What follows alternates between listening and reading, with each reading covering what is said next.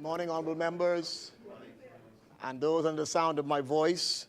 What a joy it is to be back into this place for the honor and the glory of Almighty God. Amen. Today in our Moments of Impact segment, I'll be delving into the final part 7 of our leadership series entitled Transformational Leadership. And in today's session, I want to talk about the importance of leading with compassion. One of the unique traits of transformational leaders is that they lead with compassion. Leading with compassion is empathizing with people, having a genuine care and concern for them. It's important to lead with compassion because compassion connects you with people. When you lose your connection with people, you lose your ability to lead them. I've come to learn that people only want to connect with those as leaders when they sense compassion coming from you. You see, compassion can't be fabricated. Neither can you fake it. Either you have it or you don't have it. Compassion was a key ingredient in the ministry of Jesus, and that's why, in my humble estimation, he was the consummate transformational leader. Jesus led with compassion, and as a result, he had a profound impact on those who followed him. One such biblical reference is found in Matthew chapter 14, verses 13 to 14. Jesus had just learned about his beloved cousin John's death. Scripture says in verse 13 and 14, when Jesus heard what happened, he withdrew by boat privately to a solitary place. Hearing of this, the crowds followed him on foot from the towns.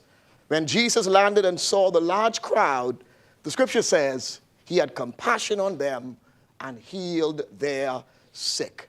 From these two verses, we learn two powerful lessons about leading with compassion. Number one, leading with compassion calls for sacrifice. And number two, leading with compassion calls for selflessness.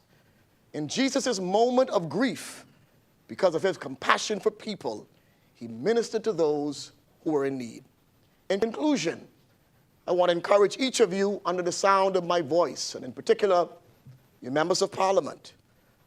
Compassion allows people to feel you. People will not follow you if they don't feel you. I leave you with this final thought today. Compassionate leadership requires you to lead with your heart and not with your head. Selah. Think and act on these things. Let us pray. Dear Heavenly Father, we thank you for being merciful and gracious toward us. We thank you, Lord, that as high as the heavens is from the earth, so great is your mercy towards those that fear you. We thank you, Lord, today that as far as the east is from the west, so you have removed our transgressions from us. Oh, Lord, we thank you today for not dealing with us after our sins, nor rewarding us according to our iniquities. Today, we take not your compassion for granted. We thank you today, Almighty God, that in and of ourselves, we are really not deserving of your compassion. But thank you today, Lord, for helping us to receive your compassion. We pray in the name of Jesus that you would give us clean hands, give us pure hearts, for we have sinned and fallen short of your glory. Help us, O God, to be people of compassion. Help us to be caring and help us to be concerned for one another. Help us, Almighty God, to be your hands extended in the earth. And finally, Almighty God, we pray today for the proceedings of this honorable house. We pray for your blessings. We pray for your peace. We pray for your presence and your compassion to fill this room. Govern the affairs of this place today. We ask these things in no other name, but in Jesus' name we pray. And all of God's people say, amen. Let us pray the Lord's Prayer. Our Father, who art in heaven, hallowed be thy name. Thy kingdom come. Thy will be done on earth as it is in heaven.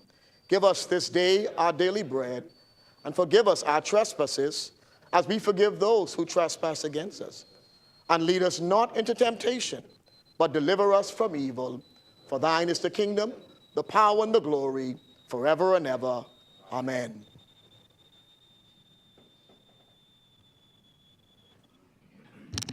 Good morning, honorable members. When we suspended last night, we were debating a compendium of budget bills. I presume the chair recognizes the honorable member for Fort Charlotte. Good morning, Mr. Deputy and colleagues. Having consulted with the leader of opposition, I wish to seek your leave for a 10-minute suspension. It has been moved and seconded that the business of the House stands suspended for 10 minutes. As many as are in favor will remain seated. Those opposed will stand. The motion is carried. The business of the House stands suspended for 10 minutes. All right.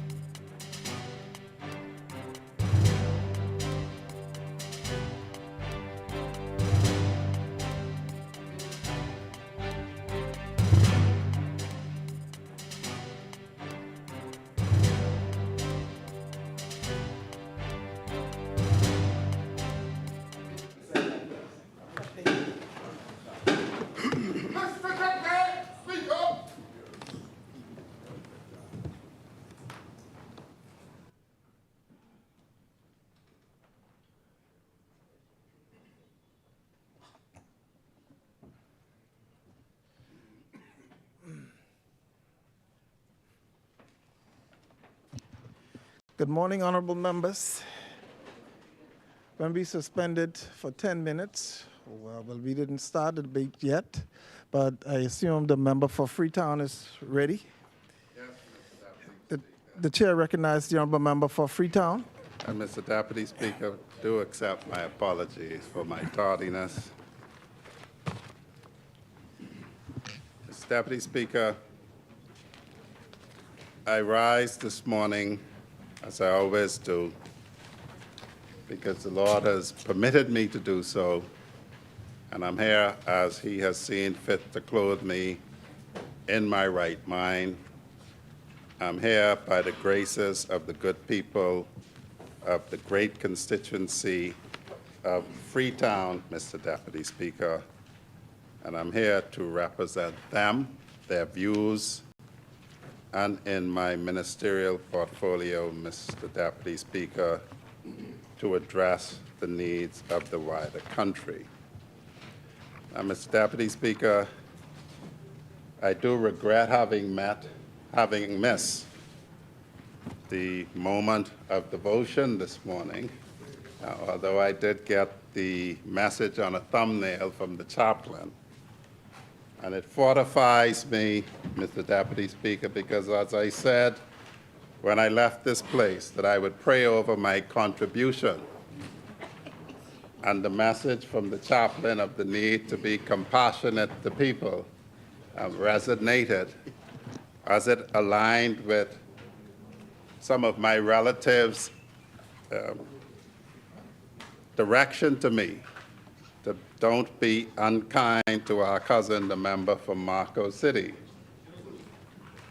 So, Mr. Deputy Speaker, in line with that biblical admonition, that family admonition, but in line with my duty, I will be as kind as the circumstances permit. But, Mr. Deputy Speaker, before I begin in earnest, may I just speak a little bit about the great constituency of Freetown. And I'd like to begin by giving a shout out to Mr. Gregory Brown of Lion Road and wishing him a belated happy birthday, which he celebrated yesterday. Mr. Brown is one of the fishermen on Montague Ramp. I regret that I missed the event that he had in Lion Road because he always cooks good food, and that was my loss. Mr. Deputy Speaker, I have a fairly close relationship with the Uriah McPhee Primary School, and I thank the acting principal, staff, and students for the gift of this lovely tie and pocket piece that I wear today. Mrs. Joyce Brown, the acting principal, and the staff are always accommodating and always solicitous of anything good for the young children. In fact, Mr. Deputy Speaker, the member for Angliston would attest that when the previous principal, Mrs. Pamela Amelie, approached me when the children were going back to school in person, Uriah McPhee had one of the worst attendants. The worst attendants. And Mrs. Amelie and her group entreated me to assist. And Mr. Deputy Speaker, from that day to this day, I began the program of providing free breakfast in Uriah McPhee 3 days a week for everyone, and the Minister of Education reported that the attendance then went to one of the better ones, the best, went from the worst to the best. They won the track meet from Sadie Curtis, Cleveland Indians, sorry. We have returned 2 in a row since. And for the last 2 years, they have been the best performers in the GLAD result for their region.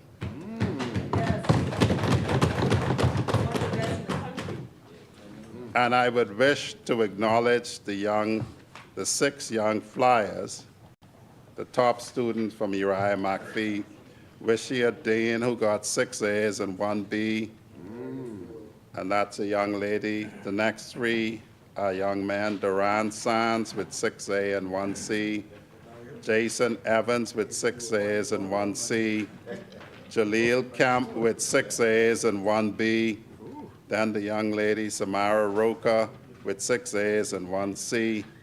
And then Master Avery Davis with 6 A's and 1 C. I identify, Mr. Deputy Speaker, the gender of these young people because of the 6 top students for GLAT, 4 are young men, and that is significant. And so, Mr. Deputy Speaker, I'll come to it when I address the slogan, wait and see, that was used by Marco City yesterday. But in very short order, after Uriah McPhee went from worst to best, what was happening there has been replicated to a number of schools, and now going to be to every primary school in the country. And we're not waiting and seeing about that, but I get ahead of myself in that category, Mr. Deputy Speaker. Mr. Deputy Speaker, it was also my pleasure to meet the builder of the UMP Barracuda, the Class E sloop. And UMP stands for Uriah McPhee Primary. Okay. But Mr. Lloyd Sands of Andros, the boat builder, actually built the sloop on the grounds of Uriah McPhee, showing the young people what it takes to build a Bahamian sloop. And that, I'm coming to that. I'm coming to that. And that was financed by Mr. Lawrence Bascom, a private citizen who was keeping not only our culture alive through boat building, but keeping our heritage alive. Bob Marley in the song Tomorrow People says, if you don't know your past, you don't know your future. And so that's why it's very important to stay connected. But the young sailors from Uriah McPhee and the member for Exuma and Ragged Island is correct. All of them are better sailors than me. Jasmine McPhee, a young lady, Asia Pierre, a young lady, Jaquan Winter, a young man, Raphael Simmons, a young man, and Ralph Ducio, a young man. And they have taken their craft seriously. I would advise the member for Exuma and Ragged Island that I took the opportunity at that event to have words with a trainer from the National Sailing School to see about getting some lessons so I will know why you do what you do in the boat. And if you're not a sailor, that is something that's available to you. Mr. Deputy Speaker, in the interest of time, I will move directly to my substantive contribution. And you know, Mr. Deputy Speaker, listening to the contributions of all of the members of the side opposite, it was troubling. It actually disquieted my soul over the last 2 weeks. And I will tell you why, Mr. Deputy Speaker. For a very short time before I got into practice of law, I was politically active in the mother country. And I would look at debates, and debates are supposed to be driven in a particular way. Over the last 4 years, Mr. Deputy Speaker, it is very troubling how these debates have developed, particularly last evening where, off the record, Angliston expressed that if you were to take and break down the contributions, you would think that this side opposite does not live in the Bahamas, does not have any family living in Bahamas, that somebody like myself does not have children and grandchildren living in the Bahamas, that someone like myself who has made a deposit for my church at the very same night depository that Lennox Williams was murdered at, that we somehow are isolated from what happens in this country, nor do we care. And so it may be unintentional, Mr. Deputy Speaker, or it may just be politics. I don't know. But the one thing I would say, Mr. Deputy Speaker, is it takes some addressing, and I intend to address it now, having reflected on it. Now, Mr. Deputy Speaker, bearing in mind St. Anne's admonition that we don't paraphrase the member for Marco City, I don't intend to, let me be honest, Mr. Deputy Speaker, I do intend to beat him with this book, Politics, because it is said to be a satirical work. And Mr. Deputy Speaker, he had the opportunity to say that this was a youthful dalliance. He had the opportunity to say that I used to feel that way, but I do not feel that way anymore.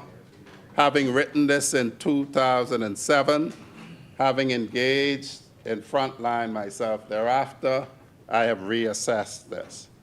He chose to say that he stood by it, and so we must accept that he did and does. But satire, Mr. Deputy Speaker, for the edification of the Bahamian public and this House, does not mean that you do not believe what you are saying. In fact, it means quite the opposite.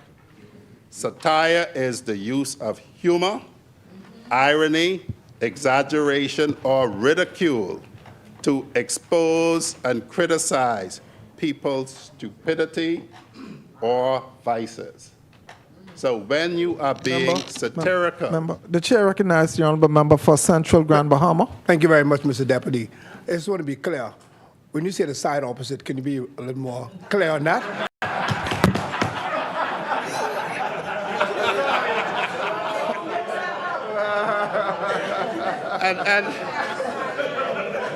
And you know, the sad thing, you know, Mr. Deputy Speaker, you know what's so interesting? Some of my family tells me that I am distantly related to Central Grand Bahama too, on the Lockhart side, eh?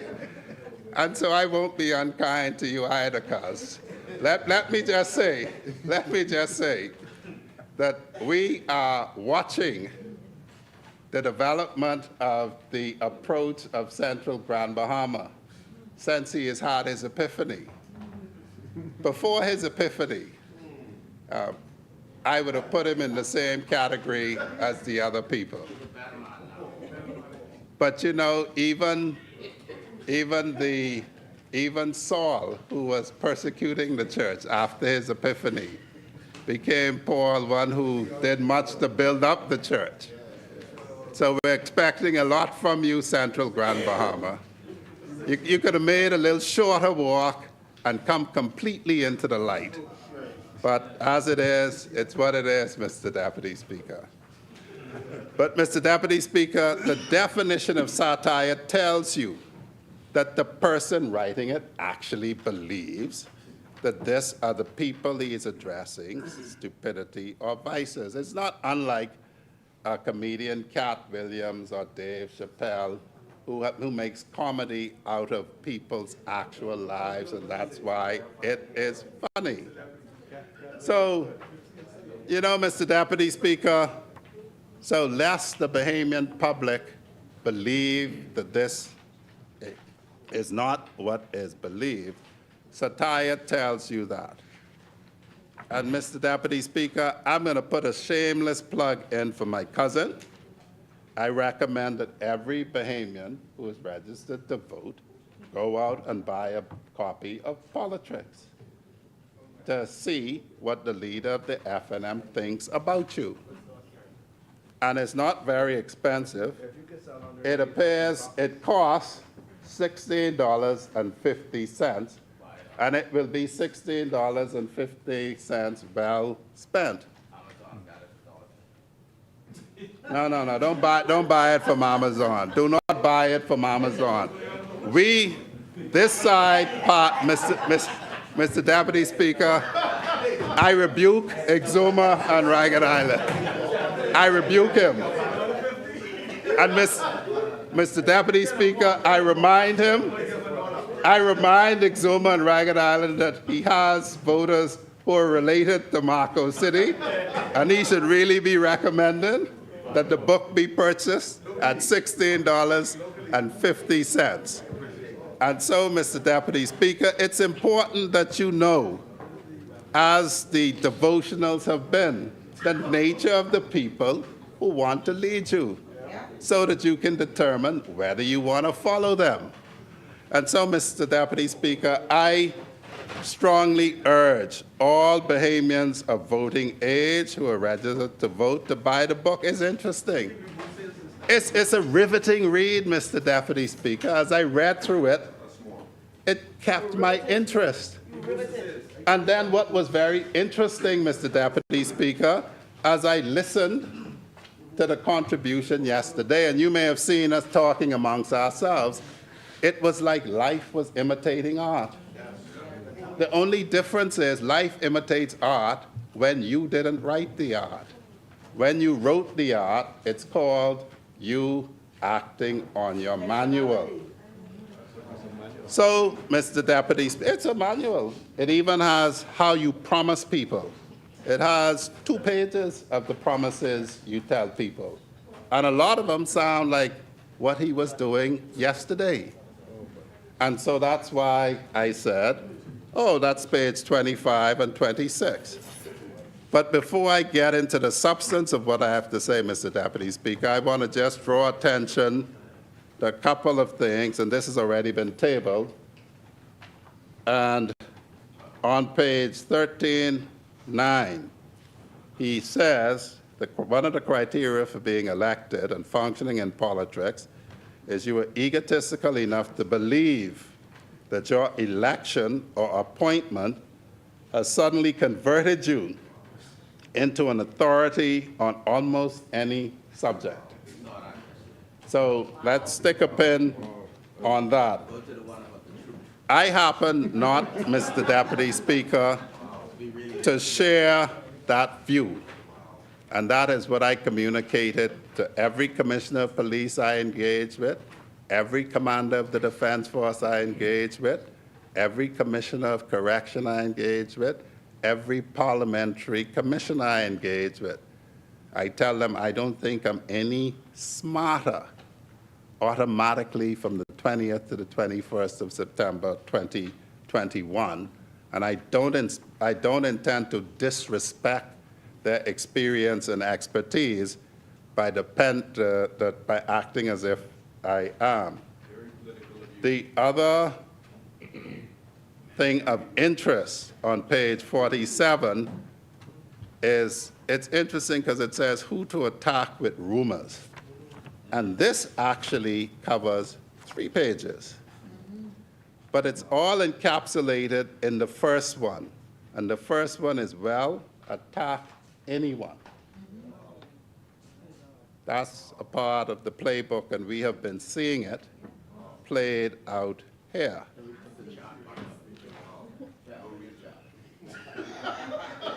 No, we don't need a chat. I want people to buy the book, because there's a lot more tidbits in the book.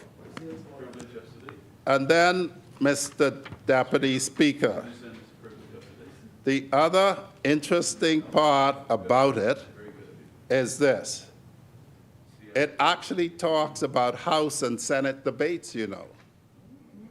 And here is the thing of interest of what it says about that, to me anyway, in terms of what we have been seeing. It says in number 4 on page 81, use your immunity in the House or Senate wisely.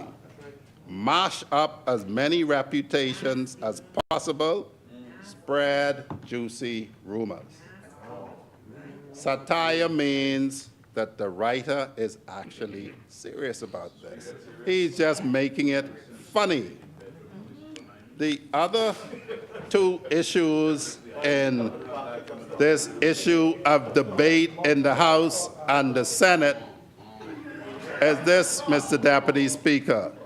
Number 6 says, fabricate rage and indignation in the House or Senate for your opponent.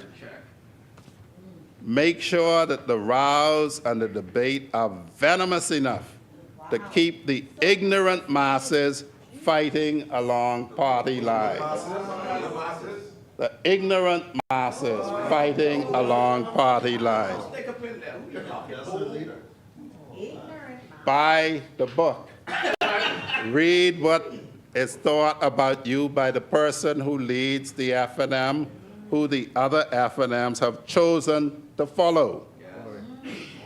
Number 8, be belligerent and hostile.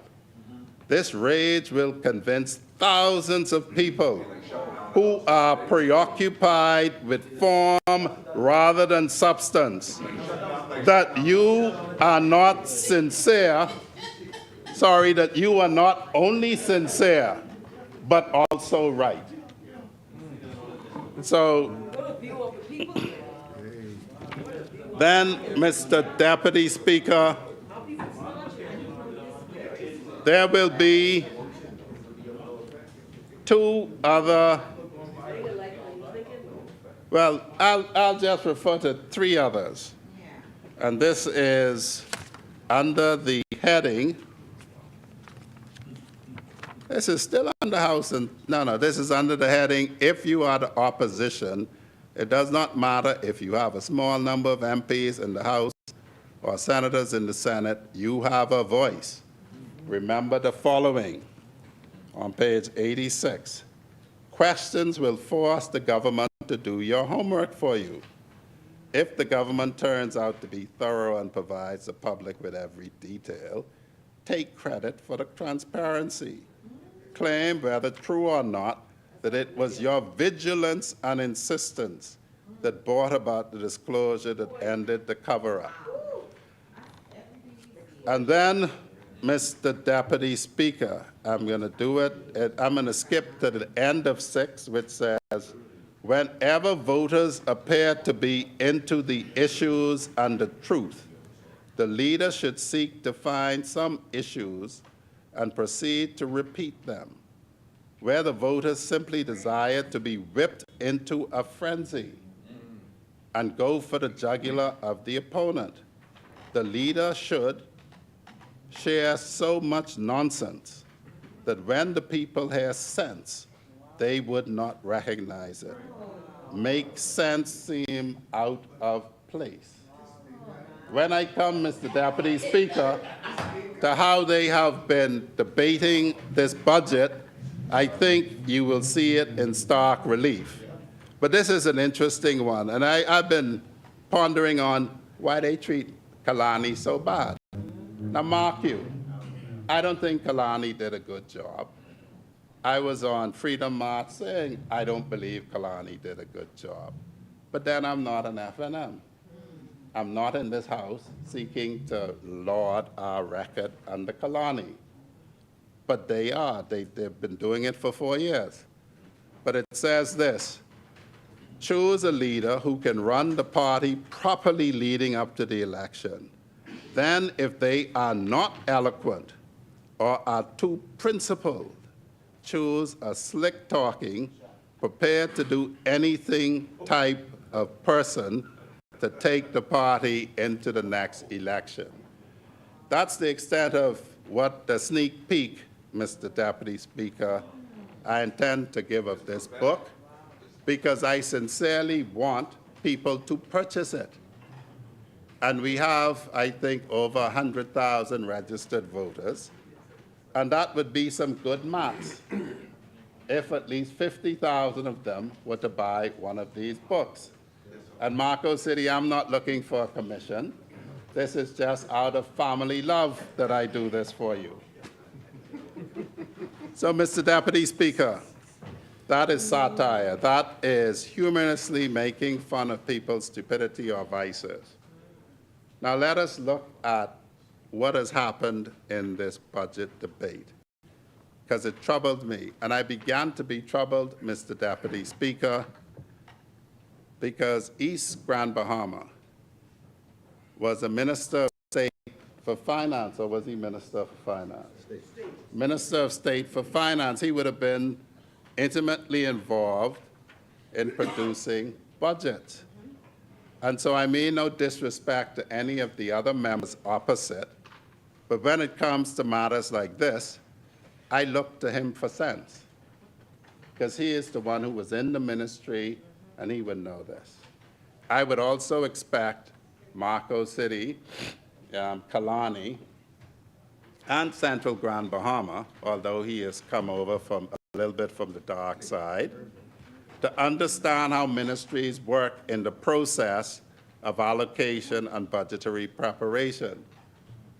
But I've been alarmed, Mr. Deputy Speaker, to hear in this place and advanced by surrogates outside of this place a criticism of this government's budget on the basis of it being projections. And why that troubles me, Mr. Deputy Speaker, is because the entirety of any budget, by definition, is a projection. It's a projection of how much revenue you're projecting you are going to receive in that budget year, which in this case is defined as the 1st of July of every year to the 30th of June. And it is a statement that here is what we intend to spend our money on. It is absolutely no different from a family's budget. And so if a family sets out and you determine that you're projecting that you're going to get so much revenue based on working some overtime, working some side gig, that is how you put together your family budget.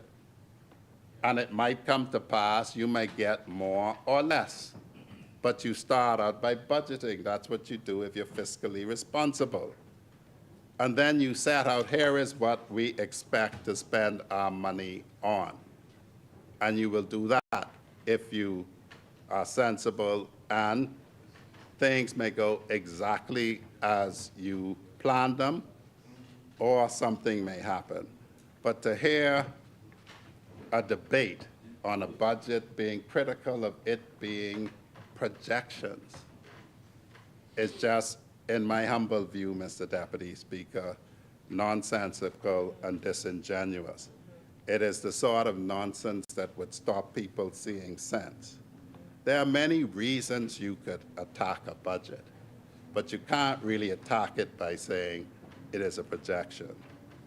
And then, Mr. Deputy Speaker, I was alarmed when I heard a suggestion that this actually wasn't the first balanced budget or budget with a surplus, so much so that when I heard the years that it was saying that there was a balanced budget, I had to ask for the borrowing resolutions for those years.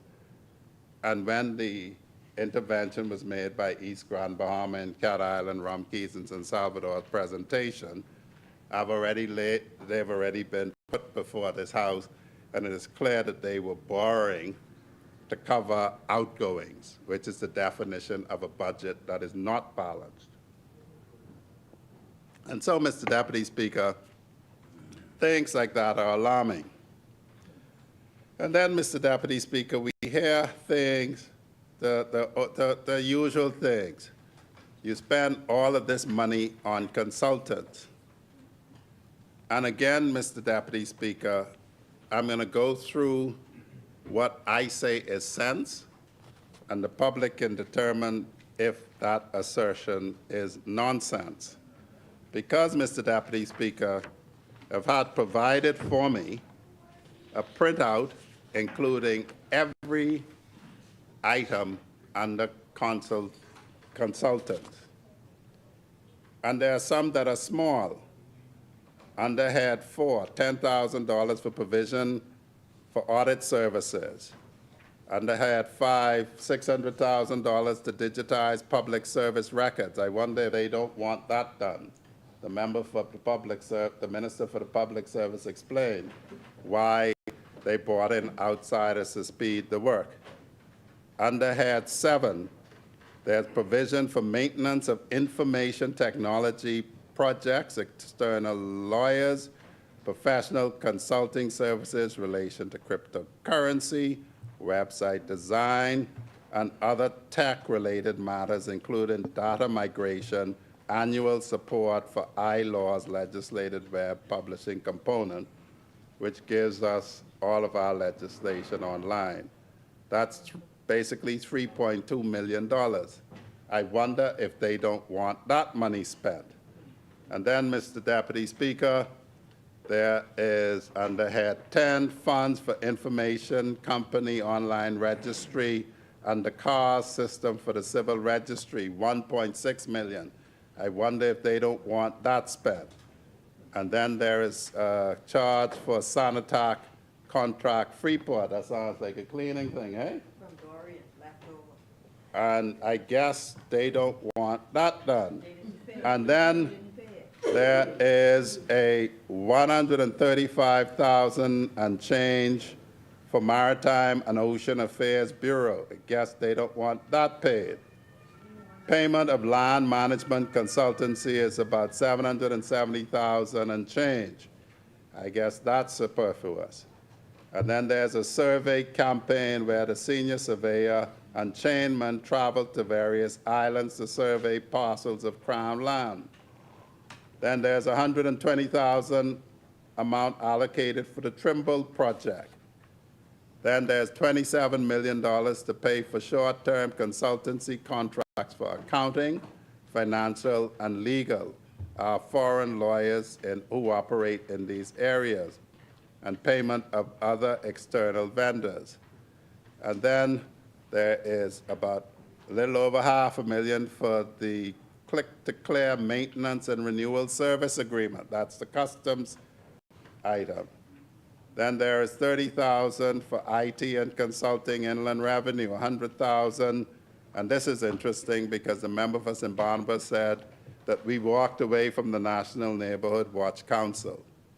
And there's $100,000 in consultancy for the National Neighborhood Watch Council because it's not in the ministry, it's an external group, and they got $100,000. And they have an office in my ministry, and 167 of the groups that still exist. $100,000. They still get the money. They still have their counsel. They are still headed. The chair recognizes the honourable member for St. Barnabas. The question for the member of Freetown who brings up the Neighborhood Watch Council is that there were 100, as he knows very well, 167 groups across 5 family islands. Does the program still exist in the way that we left it? And we say that the answer is no. Does it still exist in the same way?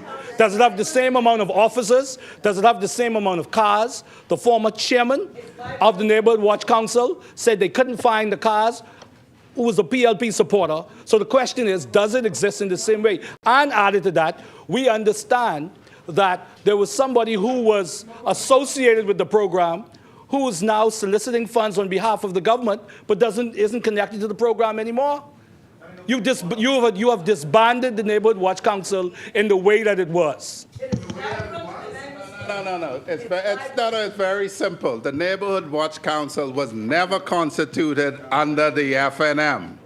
The constitutive documents of the Neighborhood Watch Council was signed off on at the end of 2021 after I was in a meeting until 10 o'clock online with them all across the country. That is the nature of the FNM. Start things, can't finish them, can't manage them. The chair recognizes the member for St. Barnabas. To correct the honorable member, I never said it was constituted under the Free National Movement. What I did ask him is if the program is still in the same condition, structured the same way, resourced the same way that we left it. That's all I asked. Now, Mr. Deputy Speaker. Mr. Deputy Speaker, I began to answer St. Barnabas by saying the first change from the FNM to the PLP administration is we properly, legally constituted it. That's the first change. What did not change is Chief Superintendent Davy Pratt is still in charge as the police person with the National Neighborhood Watch Council. I'll tell you what changed. And what changed is this. When I came to office, you would think that the Ministry of National Security was a police station. I understand there was someone in there who wanted to be the Commissioner of Police, who probably still had yearnings to be a senior policeman. And so every morning, when I came into office, Prime Minister, looked at, I think I told you at one point, the police need vehicles, and I had a parking lot full of police cars, which can only be driven by police officers. And the odd thing was, what has changed, and I'll be quite clear about it, is the Minister of National Security no longer wants to be the Commissioner of Police, no longer wants to be a senior policeman, and the Ministry of National Security's parking lot is no longer a parking lot for police cars. They are assigned to the neighborhood units that are in the neighborhoods. The Neighborhood Watch Group, as I said, is commanded by Chief Superintendent Davy Pratt. You let policemen do what police do. And Angliston, what was the first thing I read? You are egotistical enough to believe that your election or appointment has suddenly converted you into an authority on almost any subject. My predecessor was never assessed by his own party, the FNM, as worthy of being Commissioner of Police. They assessed that, not a PLP government. And so, Mr. Deputy Speaker, when the Commissioner of Police says to me, the Minister, why are my cars in your parking lot? They are police cars. They're outfitted with police lights, siren. Only policemen can drive them. They are still being used for the purpose. The Undersecretary in the ministry, along with Chief Superintendent Davy Pratt, have just returned recently from a trip with the council to a conference. And Mr. Deputy Speaker, they are laying plans to do much more with the National Neighborhood Watch Council, and they want to go regional to this area, which is CARICOM. So, Mr. Deputy Speaker, that is the difference. Next, Mr. Deputy Speaker, there is a consultancy contract at $1.5 million for maintenance of the immigration integration management system. I guess they don't want that paid either. There is a $200,000 charge for operational expenses for the liaison officer posted in Florida. We have a police liaison officer in Florida. We've always had one. It's a continuation, but they're complaining about consultancy. And then Angliston, $707,900 to address student learning loss and skills gap. I guess they don't want us to address that. And then the additional for that learning loss is $2.3 million. That's consultancy. And then there's $250,000 for net storage service. Then there's $60,000 for the air accident and investigation unit. I guess they don't want that. Then there is professional services for the Office of the Data Protection Commissioner. Then there's a payment for automation and digitization of the Port Office. I guess they don't want that. And then there's $4.8 million for tugboat services. So they don't want that either. And this is the entire list, my brother. Are you going through the entire list? Yes, yes. Then there is costs associated with climate action project, Elutra Pineapple project, and disposal of hazardous waste at Arawaki, $346,000. And the change, St. Barnabas, there is a decrease from 75 million to 57 million. And in case you want to know what the 18 million was that is no longer there, guess what it is, St. Barnabas? It was 18 million for management of the landfill in New Providence and Family Islands. I believe you all contracted this consultancy. And it was in the budget for $18.5 million last year. It is zero now because the item has been moved to landfill management. So, Mr. Deputy Speaker, they talk about consultancy. They talk about this 75 million. What the public is invited is that nonsense that would cause you to defeat sense, to say these are things that you shouldn't be paying for. That's in the book. I read that before you came. But I said they should buy the book. I'm trying to sell my cousin's book, you know. I don't even want a commission. Now, Mr. Deputy Speaker, we have heard this consultant talk over and over again. But the Bahamian people are invited to see what the other side says we are being irresponsible in paying for. In my view, it's nonsense trying to mask and get people not to understand sense. But that's just my view. Now, Mr. Speaker, you know, my honorable friend from Central and South Elutra, you know, some people try to make fun of how Family Island people talk, all right.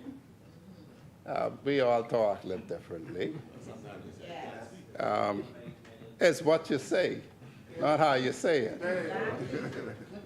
And you know, I have a criticism, Cat Island, Rumpkins, and Salvador, of your Minister of Public Works. He know they were talking about the escalation in the cost of the Glass Window Bridge. He hadn't read politics fully yet to understand that people would try to mask sense with nonsense. And so he came here and in a very academic way set out the increased cost, because the bridge only cost this. So they say you shouldn't pay more than the bridge costs. And he didn't understand, Mr. Deputy Speaker, that he has to actually break it down, because according to politics, they can try put it in a certain way. And so he just gave the figures. And since he done finished talking, let me just explain to the Bahamian people what they don't want the Ministry of Works to pay for. The first part of it is preliminary costs for insurance and harbor fees, $1.2 million. They don't want us to buy insurance against risk or to pay harbor fees.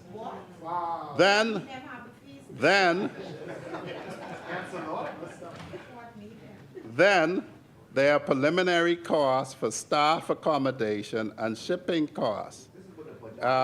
What happens is this, Mr. Deputy Speaker, and it happened on Ragged Island when they were building a building there. If you're going to bring in workers from the Bahamas who don't live in Eleuthera, because a lot of them down at Lighthouse and that, you have to put them in accommodation, so you build a man camp. And there are costs associated for that over the life of the contract for building the bridge.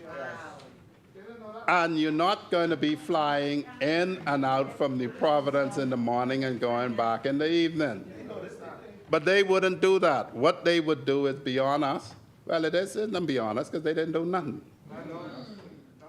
Then preliminary costs for site compound, which means you have to build a compound for where you're working, equipment on that site, lighting, security, utility diversions, which means you're going to be diverting some as you do, and traffic management so people don't buck up.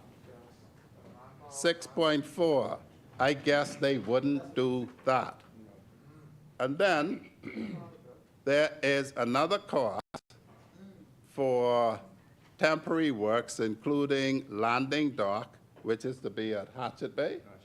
So Hatchet Bay can end up with a new dock after all of this. That's in North Eleuthera, eh? Borderline.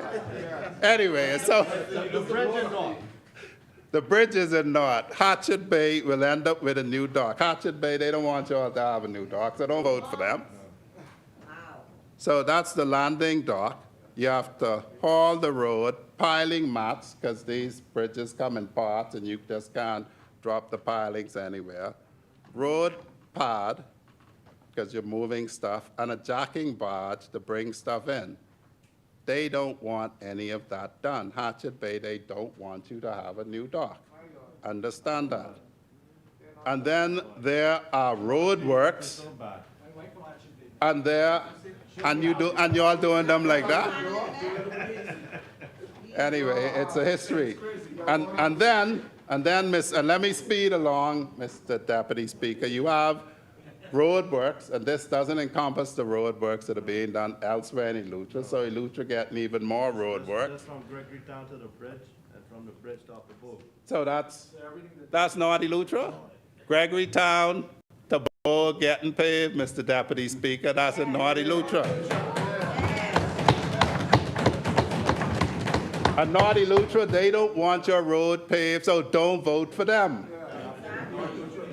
And then you have the North Approach Bridge, and that will remain. And that's the mechanics of building the bridge. Then you have the bridge. Then you have a visitor center because it's going to be a touristic thing. But the only thing they want you to build, Central and South Eleuthera, is the bridge.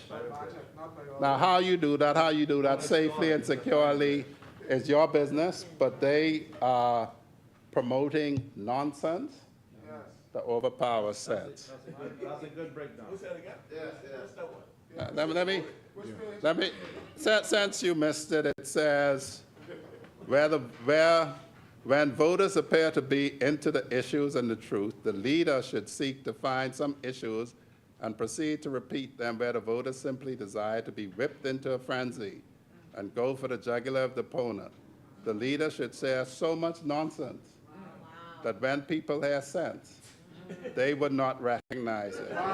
Make sense seem out of place. So it has to be nonsense to say you're going to build a massive bridge over time. You're not going to house the workers. You're not going to buy insurance. You're not going to support the bridge to land them. You're not going to pave afterwards. You're not going to build a visitor center. I don't know what they have against the people of Central and North Eleuthera, but they clearly have something against them. So, Mr. Deputy Speaker, that is, Mr. Deputy Speaker, the next matter that was of some concern to me was that we have persons talking about the Independent Commission of Investigation. I know I could depend on you, Senance. You've been misled into some foolishness, but I know I can depend on you. Yeah. So, Mr. Deputy Speaker, they say that we're not properly funding the Independent Commission of Investigation because they go to Head 7 and they say only $30,000 is in that line for that. But, Mr. Deputy Speaker, as a leader, as somebody who should be promoting sense, if you go to the items right below the Independent Commission of Investigation, it's the Law Reform Commission, and that line item is $16,500. Now, the Law Reform Commission actually operates. It is staffed by Sir Michael Barnett, Dame Anita Allen, retired Justice Rhonda Bain, a number of other draftspersons and clerical workers. They are housed somewhere. So, no, but what happens is this, and East Grand Bahama might help them. Where the Independent Commission of Investigations will be housed will not appear in the Attorney General's budget. It will appear in the Ministry of the Public Service budget, as does all housing. And someone with common sense would say, I know I see the Law Reform Commission working, because it produced all of these bills that we've been debating in here for the last 4 years. So it cannot be $16,500. And for Sinan's edification, the Law Reform Commission is Sir Michael Barnett, Dame Anita Allen, retired Justice Rhonda Bain, and we tax them very hard because we have an aggressive legislative agenda, and others. And so rather than seek to lead by elucidation, they simply pick and nitpick and think that it will stick. Mr. Deputy Speaker, just a couple other matters before I go to the Ministry of National Security. And I hold no brief for Kalani, right? But what troubled me about Marco City's address, and I said it to him before, and I say it again, he seems a very angry person. Now,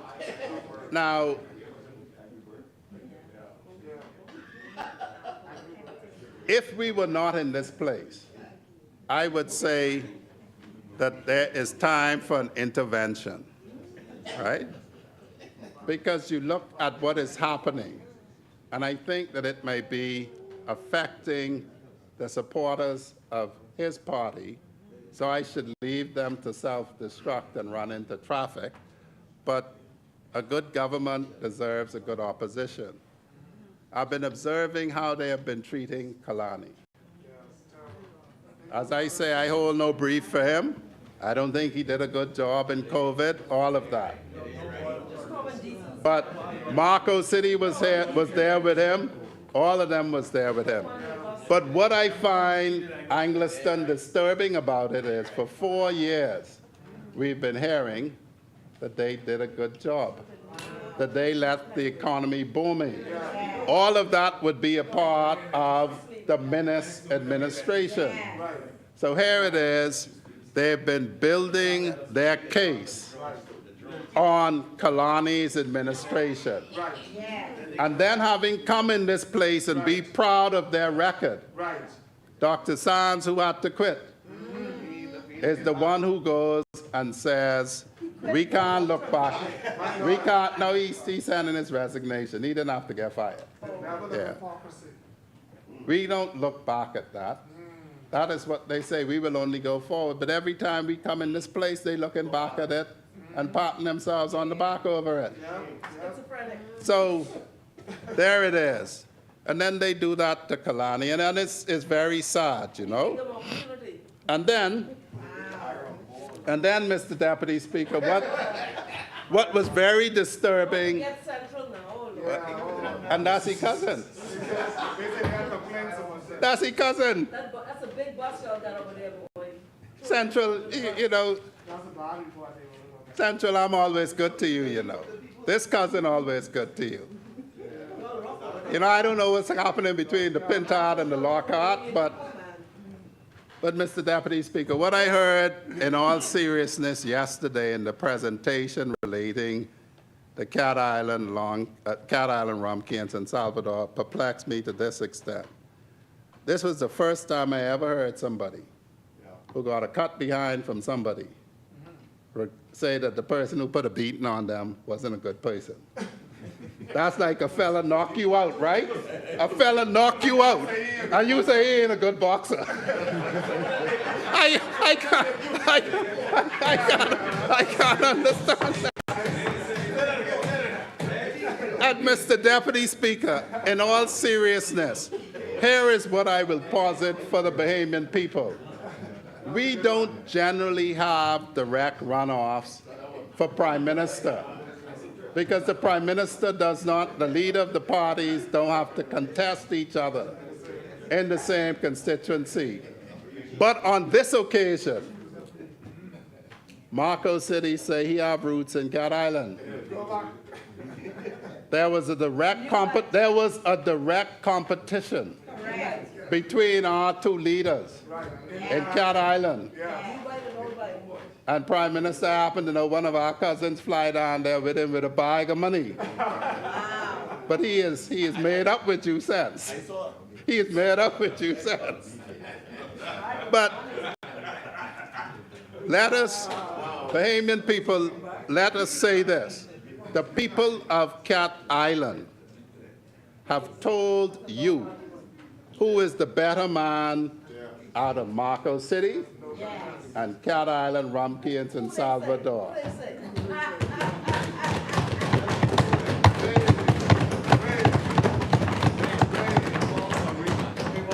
And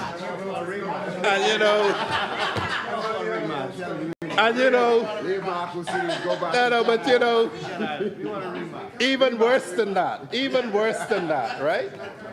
Even worse than that. After the beating, he didn't only get beaten, you know. He got beaten so bad he run from Cat Island, Rumpke, and San Salvador. He ain't come back. He ain't come back. So, the Bahamian people in Cat Island, Rumpke, and San Salvador has given us a view of who is better between these two. Mr. Deputy Speaker, you know, they talk a lot about Dorian and COVID. And just one little small point. I didn't mean to be this long on this area, but just one little small point.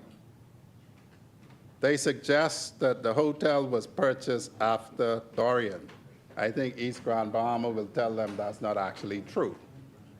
Because I saw a report where he was negotiating for the purchase of the hotel from 2017.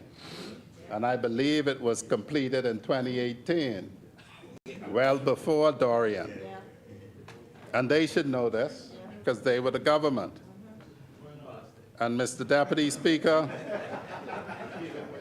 the next thing they keep running on with, and I didn't rise on this because Dr. Kiskalani didn't say it, they seem to forget that in the fiscal year 2019-2020, they actually spent $12.25 million on travel when the whole world was shut down from March of 2020 through the end of that budget year. So they spent $12.25 million from the 1st of July to March. Now, the reality is this, Mr. Deputy Speaker. Travel is necessary. Nobody could believe that Afro XM Bank, whose headquarters is in Barbados, has its first meeting outside of Africa in the Caribbean and doesn't go to Barbados, but comes to Bahamas if it were not for relationships built up. Anyone who suggests otherwise is talking nonsense to try to mask sense. And nobody can suggest that what we're seeing in this country, the renewed standing, is not because of personal relationships. And so when you beat that drum, you're really doing a disservice to the Bahamian people.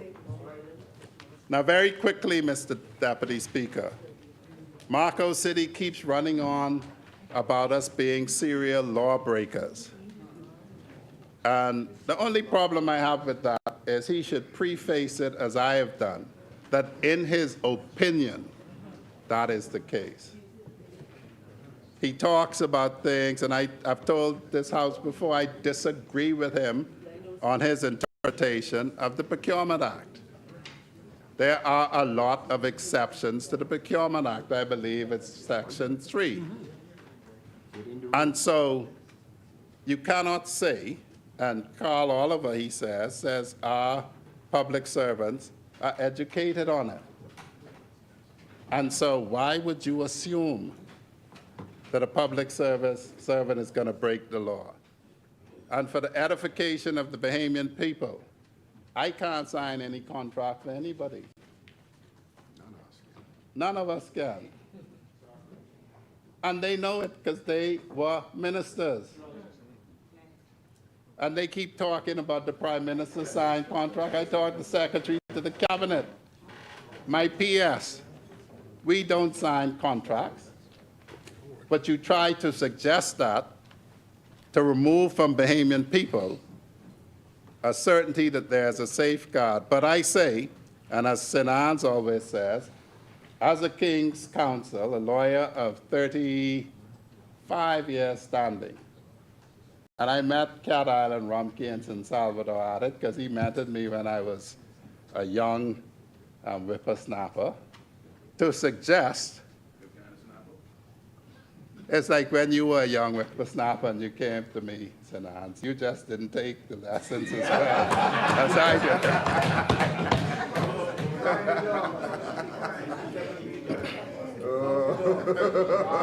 But we don't, it's not offensive for somebody to say this is their view of the law, because that's always possible. That's what the courts are there for. And so any person who feels aggrieved, there's a process in the Procurement Act that they can avail themselves of. They have to feel confident that they're aggrieved. They have to feel confident that they're right, because if they willy-nilly go to court, there's a price for it, and that's to prevent frivolous actions. But it would be much better if it is phrased in the sense, in my view. But that's not how he phrases it. He phrases it as judge, juror, and executioner, and that is unfortunate. It also is unfortunate, Mr. Deputy Speaker, that they use this phrase, wait and see. And you know, let us compare the two administrations. Marco City we say wait and see. Because elections are about which person you choose. We already said that Cat Island chose our Prime Minister over the Leader of the Opposition. But let us see what happens in this. They say wait and see. With regard to the school breakfast program, they had children waiting and seeing while they produced the perfect product, and so they fed nobody. Once this government came into power, and we said, and we heard it said, he has visited every school. The Prime Minister only goes to visit schools to see children eating. Ain't nothing wrong with that. They weren't eating before. They don't have to wait and see about getting a hot meal for breakfast in the morning before they start their day. They have it. The Bahamian public. The chair recognizes the honorable member for Marco City. Yeah, I'd appreciate if you'd withdraw that statement. I never commented on the Prime Minister going to school to watch kids eat. That was not the statement. Huh? No. What was said was, I have visited every school in the Bahamas to talk to them, and the Prime Minister has only visited schools for photo ops. So that is a interpretation on my part, and I would wish to correct the record in that regard. Now, people waiting for an increase in minimum wage didn't have to wait and see under this government. They got it. That's right. Yeah. And St. Barnabas, people wanting a break on VAT did not have to wait and see, because under the FNM, they increased it by 60%. But then they say they took it off their famous bread basket item. Now, I go around my community, and I find that most persons shop every day, and they buy things like chicken wings, chicken thigh, pork chop, and that. They put VAT up 60% on that. But you know what else they put VAT up 60% on for poor people? That. That's what poor people use in their portable stoves to cook. And they put VAT up on this by 60%. What we have done and what happened immediately was VAT was reduced on this from 12 to 10%. In this budget, customs duties are being reduced to 0 on this. Working for the people. At the same time that VAT was reduced, customs duties were reduced. These are the items for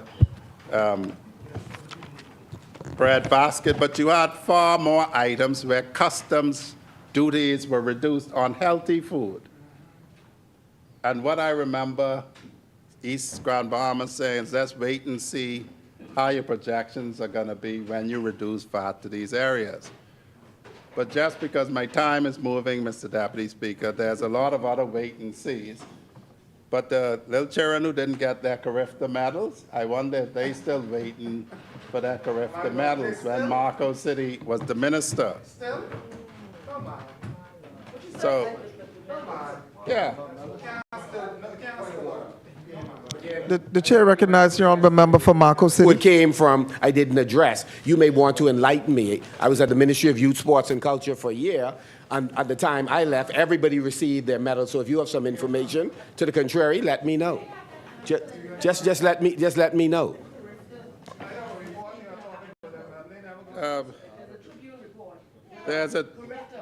They like the Tribune, so. You are in contact right now with the NTAs. You are right now in contact with the NTAs. You would have addressed that. 2017 to 2018. So that's absolute nonsense. Absolute nonsense. Order, members. Mr. Deputy Speaker, I hope they got it by now. I say they still waiting, but they waited, and they never waited under us. Now,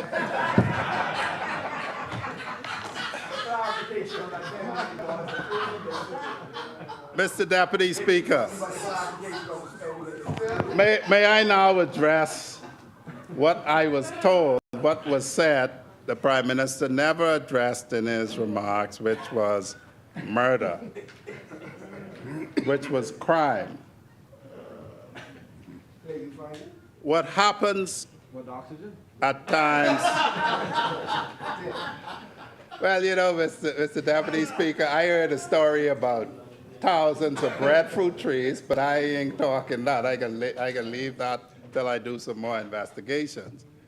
But, Mr. Deputy Speaker, it was said that the Prime Minister didn't mention murder crime at all. He mentioned security. He said that the ministers would speak more to it. And you know, Mr. Deputy Speaker, this issue, and I was so surprised that there was this need to comment when I said very little in this House about the one murder this year that Marco City chose to come without any consultation with the other side, not really in accordance with the rules, to stand up and give condolences. And all that I said was that some people say that you never let a tragedy go unused, and that is all that I would say. And it was said that that means that we don't have a heart for people. I didn't hear him say anything to the family of Elroy Roll or any of the other 30 persons murdered this year in Parliament, and he came to Parliament after they happened. Elroy Roll family is still waiting. The chair recognizes the honourable member for Marco City. On more than one occasion, and I'll give you a couple of instances, when I've extended condolences, even to persons in Marco City, natural deaths, non-communicable disease-related deaths, etc., I've commented before on more than one occasion about the carnage in our streets and have extended condolences. So this is not a new thing. What I said about what you said was that you sought to characterize something that I have done routinely in and out of politics, which is to express condolences. And again, we had a speaker from South and Central Lucha prior to me. It was something I intended to do when I was walking into the House of Assembly, was getting calls, was getting messages relative to this because of the recent frequency in which the incidents happened. And just like many of you, I sought to speak to concerns that were pressing to the people that we serve. And I extended condolences. But if you wanted to characterize that as being, in a cynical way, as if it was an attempt to gain attention, I was prepared to rebut that. And that's what I did, and with no regrets. No, I never said, that is nonsense. I've said over time, and I said yesterday, and you were present, or you were aware, I said, we care. Persons here in this House care. We do not have a monopoly on caring for the Bahamian people. I've made that clear. I've made that clear. And so, Mr. Deputy, what I'm saying is if I'm mischaracterized on occasion, I will clarify it. That point was too important a point not to leave on the record without me addressing. So all I was saying, you were wrong in the way you sought to characterize what I did. And it's not true it was the only occasion. What is very unfortunate, Mr. Deputy Speaker, and I would have thought that a man of letters would realize that it is Churchill who said, never let a tragedy go unused. That is actually not a negative characterization of anything. Nor was it addressed to him. No, Mr. Deputy Speaker. Order, members. When you think it is all about you, and that's in politics too, everything anyone says is about you. The saying, you do not let a tragedy go unused, is to say that every tragedy, every crisis is an opportunity. The public can Google, do not let a tragedy go unused, or do not let a crisis go unused, and judge for themselves. Such is the ego of some people, that they believe that everyone is always addressing things to them. The member for Marco City stood up and said what he said, and then I said what I said, which is to say that we do not intend any tragedy to go unused in the sense that you can be outraged, but it should call for something to address it. Since St. Barnabas wishes to hear the state of crime, the report from the Royal Bahamas Police Force, who has who has the highest clear-up rate of crime, shows that crime is down in every category, but it is still, in our judgment, too high. And that is the state of it. And Mr. Deputy Speaker, the police, the Royal Bahamas Police Force, is doing a yeoman's job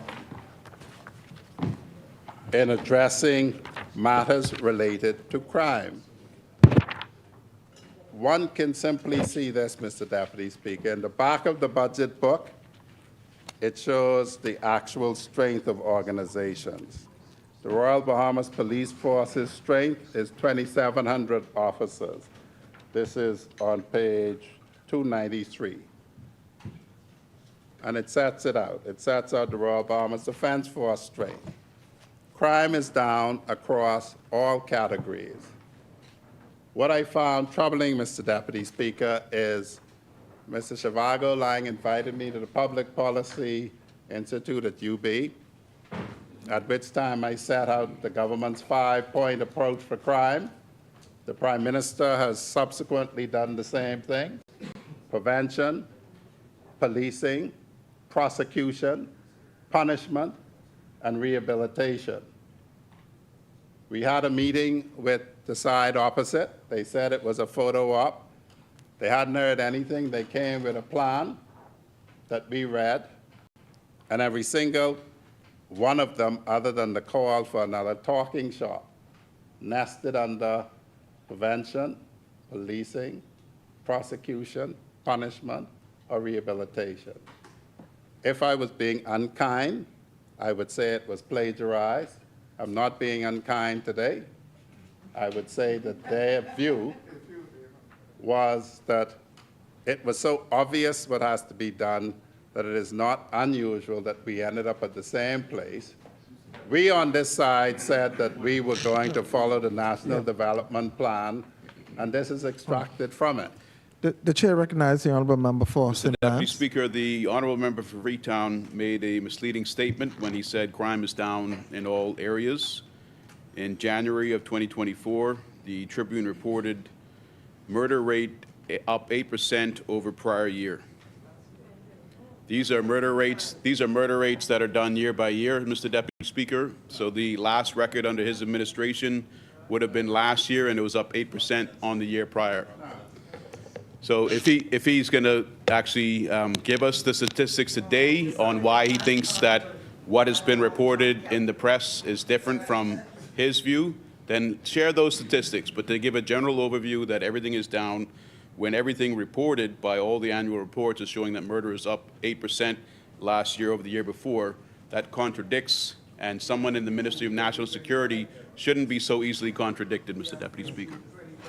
Mr. Deputy Speaker, the statistics which we get from the police, who they really need to stop disrespecting, says there is a 15% overall decrease in major crimes. There's a 25% overall decrease in crimes against the person, including murder, attempted murder, rape, unlawful sexual intercourse, armed robbery, attempted armed robbery. There's an 11% decrease in crimes against property that includes burglary, house breaking, shop breaking, stealing, and stealing from vehicles. There's a regional decrease in crime across the board of rates of 14% in New Providence, 14% in Grand Bahama and the Northern Bahamas, and 19% in the Family Islands generally. Over 292 firearms were taken off the street, along with 20,024 rounds of ammunition. Over 3,000 pounds of marijuana was seized, along with close to 2,000 pounds of cocaine, 43 marijuana plants, 1,142 persons were arrested for dangerous drugs, 910 were charged, and there is, they say, a 9% decrease in murder during the fiscal period. But as I say, Mr. Deputy Speaker, this is still too high. And so when one wishes to play this game, where a young man, 30 years old, is murdered by a 15-year-old, and you gutted urban renewal, and you didn't introduce any intervention plans, programs, like HYPE, helping young persons excel in the primary school, like expanding ranges across this island, like investments with shore interventions with schools shore and taps, like the consideration that's now going on for boarding schools for troubled young people, like putting police into schools who are now trained school resource officers. When you decry this sort of thing, when you, until now, didn't have an MOU with Nancy and Andy Knowles for Let's Swim Bahamas, well, let me tell you what they do. They don't only teach the young children swimming. On the bus ride to the pool, they learn Bible verses. They learn discipline. You did none of that. And then we're surprised that 15-year-olds are killing people. At Elroy Roll's funeral, the minister said something very interesting. He says, we all have to become involved. My church, the Anglican diocese, is focusing on family. The Catholic diocese is focusing on it. Everybody seems to be getting it. And this facile return to this concept that murderers drop from the sky fully formed has to be stopped. The FNM has stepped up, we're told, with intervention programs.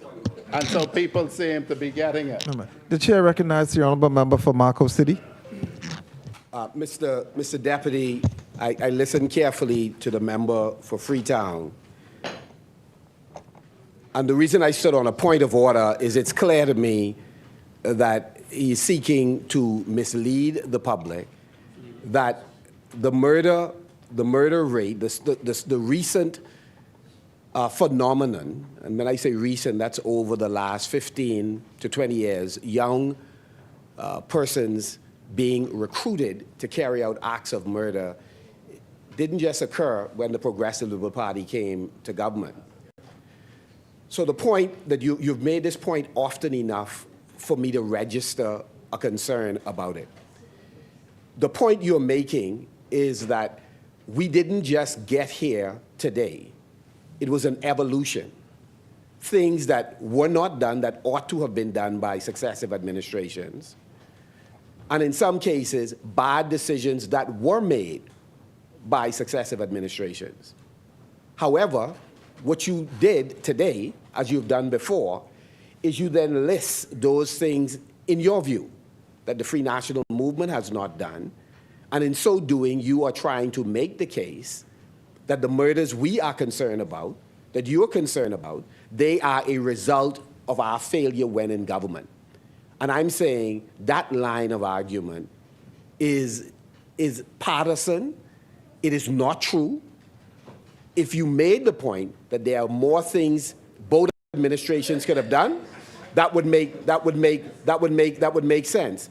All of us need to do more. But if you want to talk about, oh, we gutted urban renewal, and that was a lie, the way in which it has been represented in this House, because urban renewal was not, in fact, gutted in the way it was functioning when you came to office, and it is untrue that it was gutted. You could take issue with transfer of senior officers. That's not, nobody, you're not going to, this side, you're not going to get any arguments from this side. You've never heard us, ever, any of the members right here, defend any of those positions. But I'm saying to you, what you are saying is disingenuous.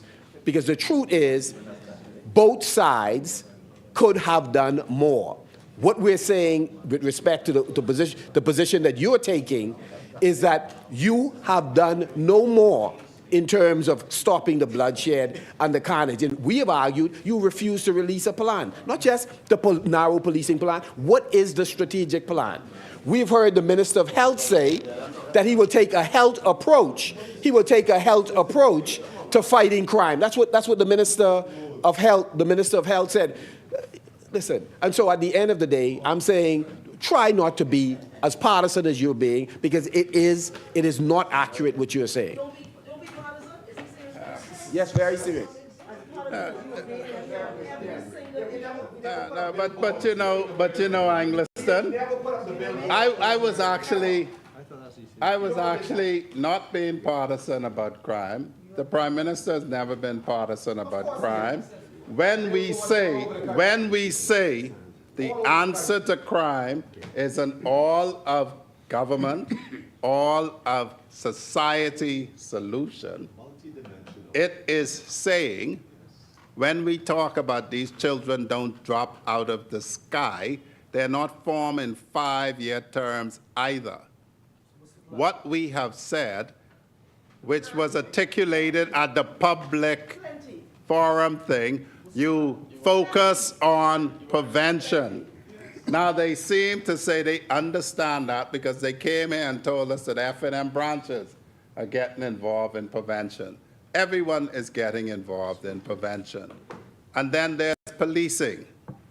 And the policing aspect of it, after a study was done of our gang culture, and it was defined, is the clear cold bill that showed results as we are tracking them in Angliston, that went to Nassau Village and Carmichael, that is moving now to Southern Shores and Bain and Grantstown, that will move thereafter to Adelaide and Fox Hill. I don't claim to become an expert on the 21st of September. We take advice from the professionals whom we respect. It can come to St. Barnabas, member for St. Barnabas. It may be right before you cease to be the member for St. Barnabas, but it will come to St. Barnabas. And so that's the policing plan that we set up. In policing, we have listened to the police. We've given them the tools they have asked for.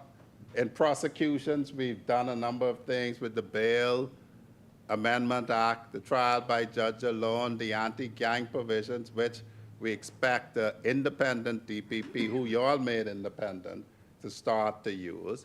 And the punishment. Personally, I don't understand why they don't charge capital murder, but that's an independent person that you all made independent. We're addressing that. For punishment, we deliver it when it's ordered by the court. And rehabilitation, there's a raft of things happening there. My PS has traveled today to Canada for train-the-trainer exercises with Corrections Canada. We've laid this out. It's at the Public Policy Institute at UB. It was advertised. People were there. They asked me questions. I didn't see any of you all there. The Prime Minister has spoken about it a number of times.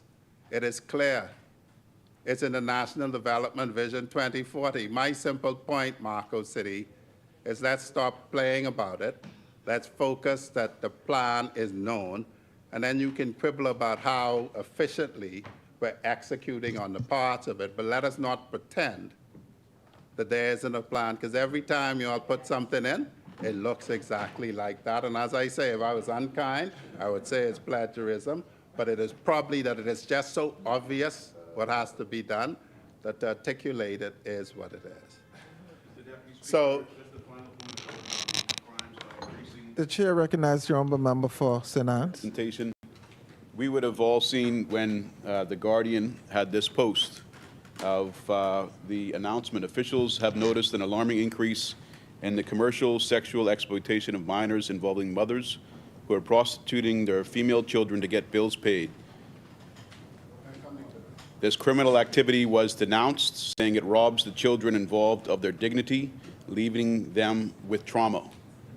Can the public hear from the Minister of National Security on how this increase is not of concern to the Ministry of National Security, and why he would attempt to tell the public that all crimes are down when something so important to our society is showing that they've increased?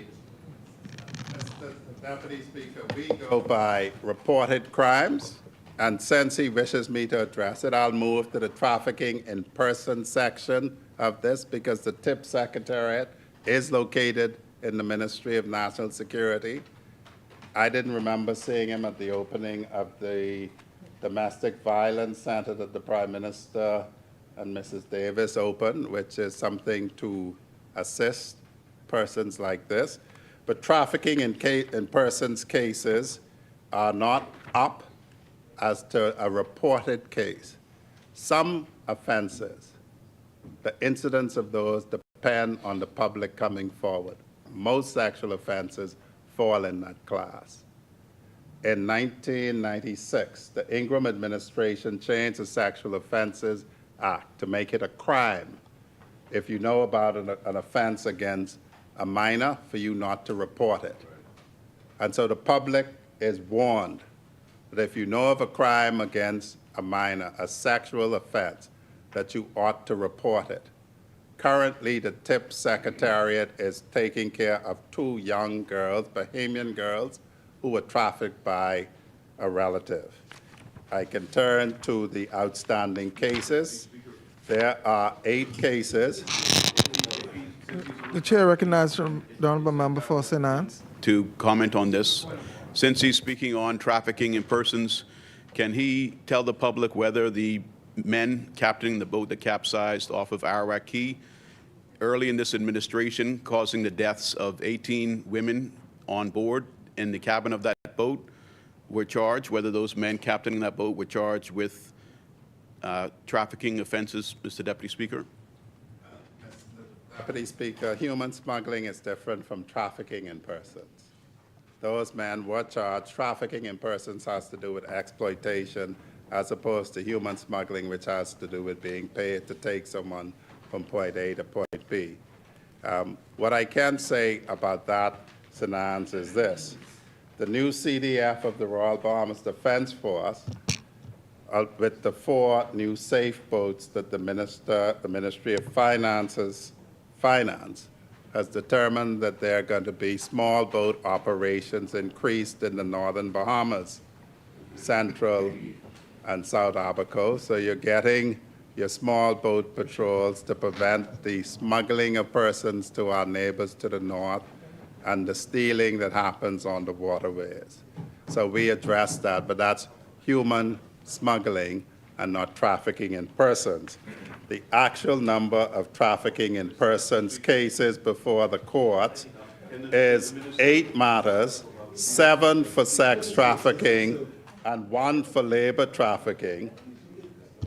Honourable member, is this a point of order? Because you're trying to get... It's my understanding that human smuggling is not an offense in the Bahamas. Can the Minister of National Security confirm that he's saying that human smuggling is an offense on our books in the Bahamas? What? What are you talking about? I would choose not to answer that one, as he says, Mr. Deputy Speaker. But the number of TIPS cases is 8, 7 for sex trafficking, 1 for labor trafficking. Now, Mr. Deputy Speaker, as I say, there ought to be no doubt that there has been a comprehensive plan articulated on all levels. I'm happy to announce, Mr. Deputy Speaker, that with regard to the Department of Corrections, and Marco City seems to decry that these are appointments to the higher offices, but if one reads the Correctional Services Act, all of them are appointments. That's what the law says. We try to follow the law. I'm pleased to announce, Mr. Deputy Speaker, that there were 6 new Assistant Commissioners of Corrections appointed, 3 of whom were women. And I didn't notice it at the time, Mr. Deputy Speaker, but we seek to address the appropriate persons and appoint them. As I said at that occasion, persons who seem to be overlooked, that happens because we have an embarrassment of riches. And so, Mr. Deputy Speaker, that has happened. Mr. Deputy Speaker, I'd just like quickly, in the interest of time, to mention that the Bahamas Wildlife Enforcement Network, which the Minister for the Environment mentioned, has its allocation increased. They're enforcing all environmental crimes. They have so far issued fixed penalty notices, $300,000 or more, and their work will continue.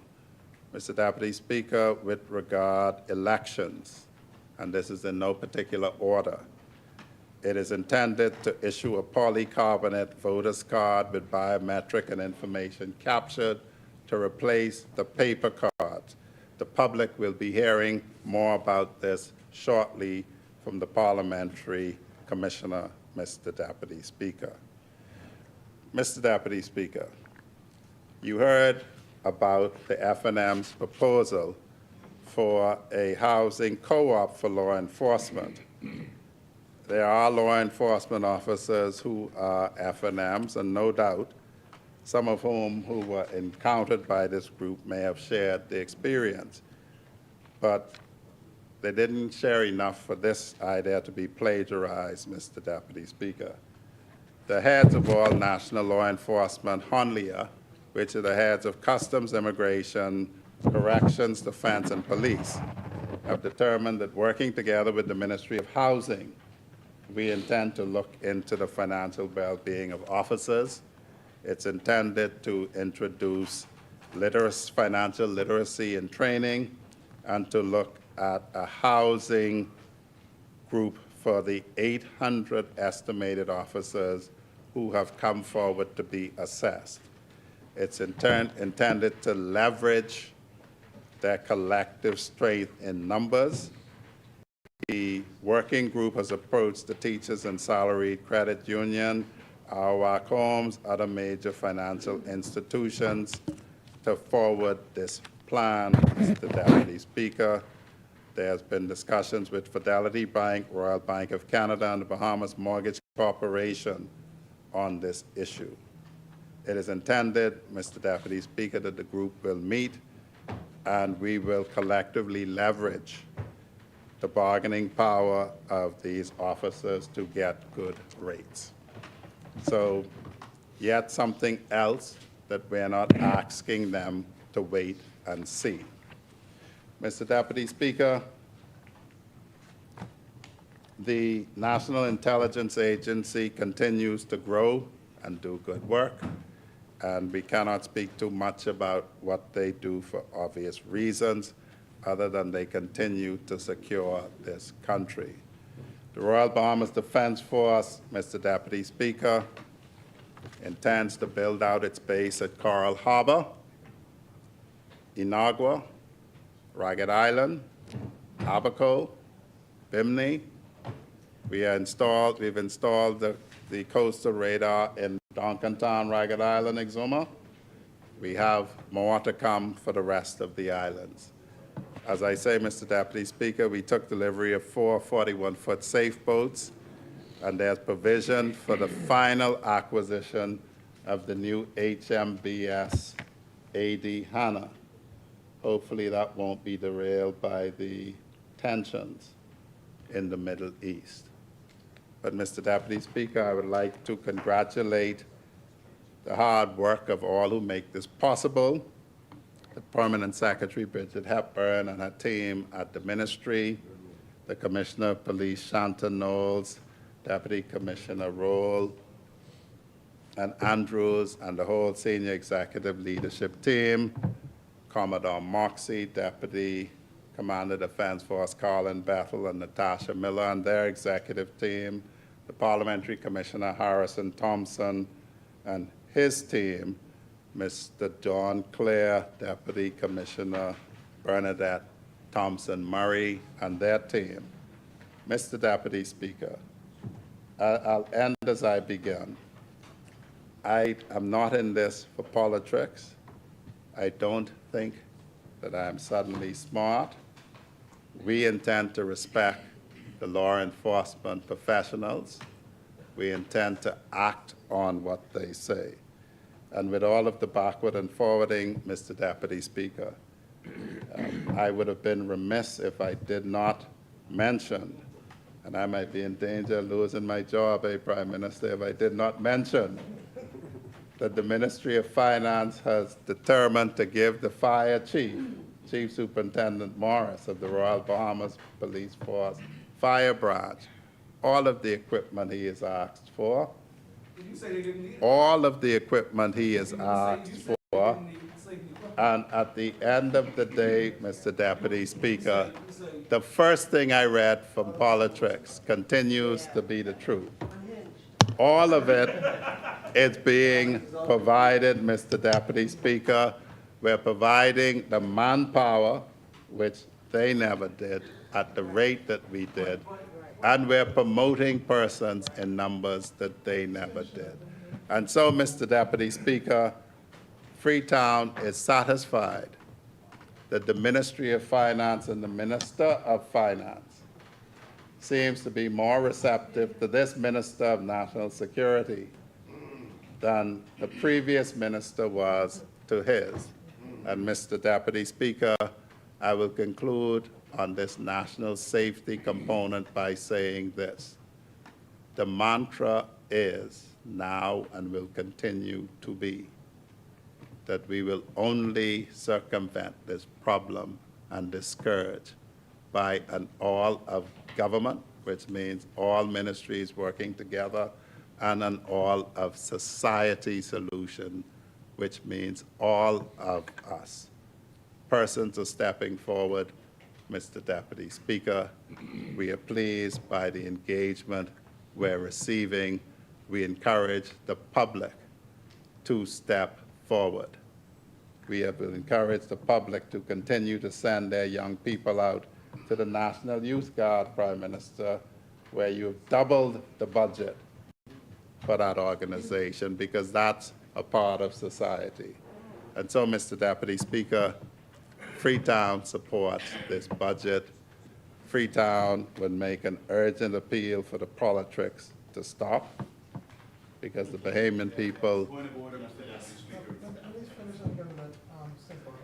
that for politics to stop, and in order for the Bahamian public to know what politics looks like, I make one last appeal on behalf of Marco City that you all buy this book.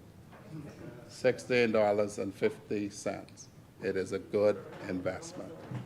Thank you, Honourable Member. The Chair recognizes the Honourable Member for St. Barnabas. Thank you, Mr. Deputy Speaker.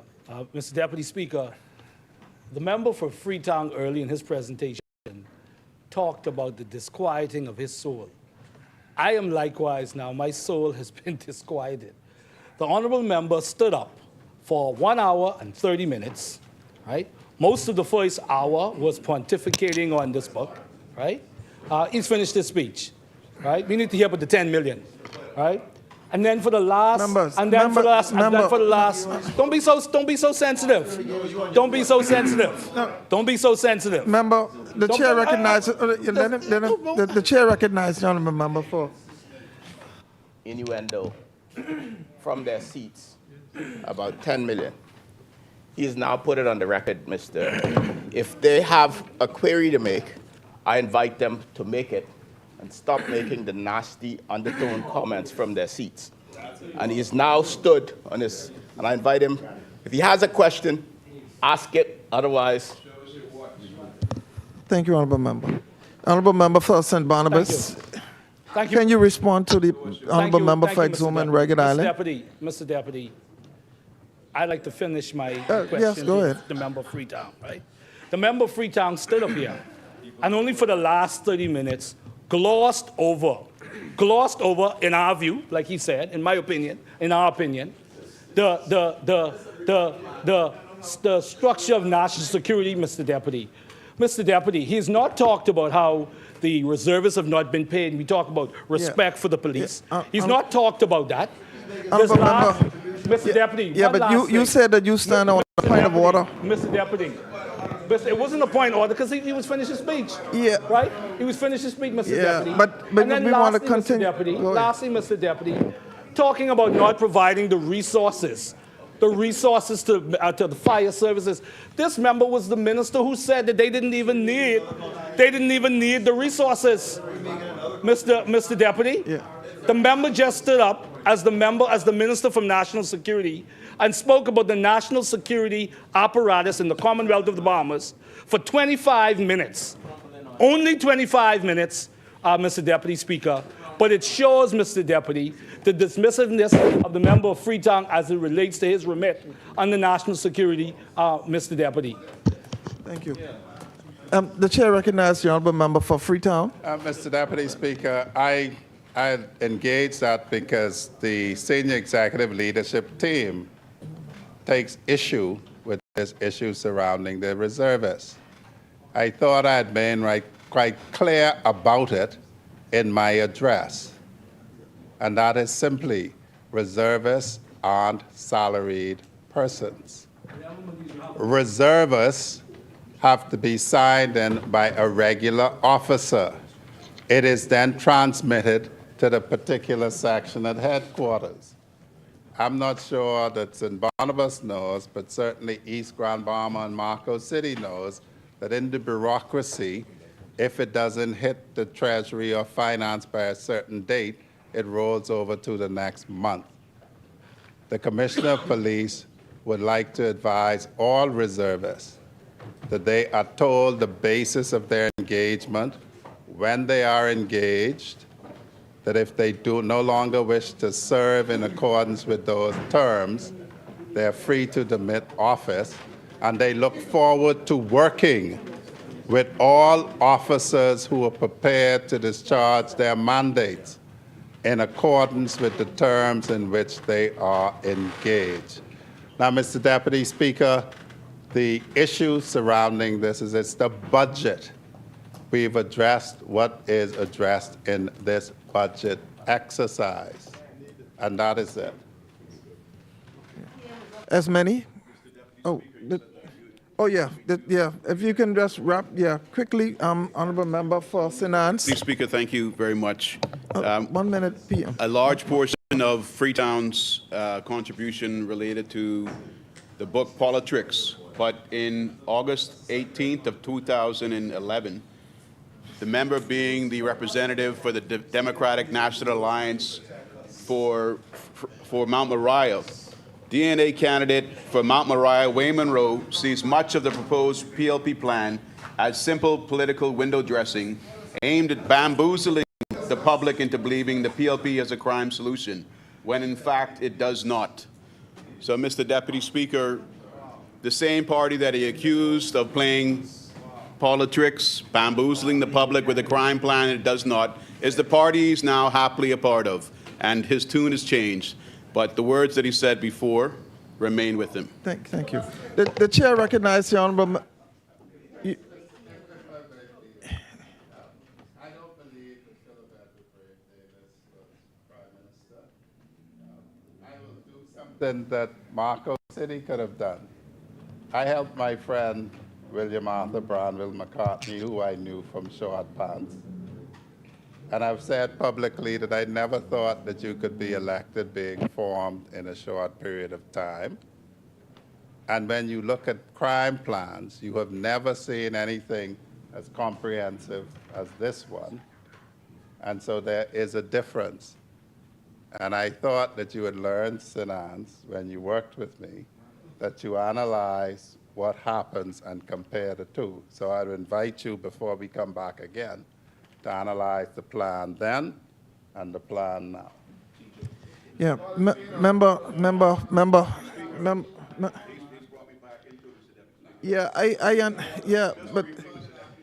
but I want to get through the honourable member for Cat Island. You have 10 seconds, honourable member. Deputy Speaker, he was DNA then. He became PLP under Perry Christie. He ran for the PLP. He lost. It wasn't Brave's plan then, but he was with the PLP. He was with the team he said was bamboozling. He was with the team that he said was playing politics. Okay. His loyalty didn't become one because of Brave's plan. His loyalty was there from days of bamboozling. Yeah, member. The chair recognizes the honourable member for Cat Island, Rumkey, and San Salvador. Members. Mr. Deputy Speaker. Let's be respectful. Member, I don't. But I'm talking about both sides. Both sides. Both sides. Mr. Deputy Speaker. Both sides. Mr. Deputy Speaker. The chair recognizes the honorable member for Cat Island, Rumkey, and San Salvador. During the course of this debate, Members, during the course of this debate, the rules of this House have been clearly violated, manipulated, and Mr. Deputy Speaker, as the person in the chair, you have to enforce those rules. It is not permissible it's not permissible to allow a speaker to be continually interrupted when they, on a point of order, for a member to give a speech. Right, to continue to fully debate and give information that is unrelated to whatever the speaker is saying. And that, unfortunately, has been, I'm giving my contribution. And that's, unfortunately, Madam Speaker, Mr. Deputy Speaker, what has characterized this debate. The constant, and there's no, and that's why I join with the member for Freetown in alerting the Bahamian people to the handbook of politics or politricks, so they could understand what the handbook that they're following. To the letter. Right, to the letter. And they're following it to the letter. Right? And so, Mr. Speaker, I now say, Mr. Deputy Speaker, I'm speaking, Mr. Speaker. I am speaking, Mr. Members. I am speaking, Mr. Deputy Speaker. I am speaking, Mr. I would ask both members to take a seat at this time. Yeah. The executive is not in charge. Is not in charge of the House. Yes. The chair, no, let him finish. Let him finish so we can get on with the budget debate. Executive is I will give. You are in charge, Mr. Deputy Speaker, and you ought to allow. The chair recognizes the honorable member for Cat Island, Rumkey, and San Salvador. Mr. Deputy Speaker, despite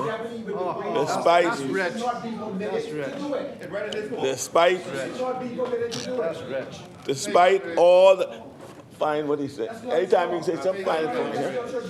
Mr. Deputy Speaker. Go ahead. As Deputy Speaker. Despite all the headwinds we have faced, I understand the challenges you have.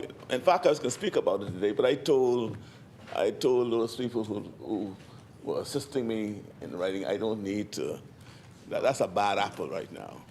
But I'll address that on Monday. I'm going to address you on Monday. All right? And I'm going to do it outside the House. So whatever I say, do you think I say this? Why don't you have the courage to have a debate?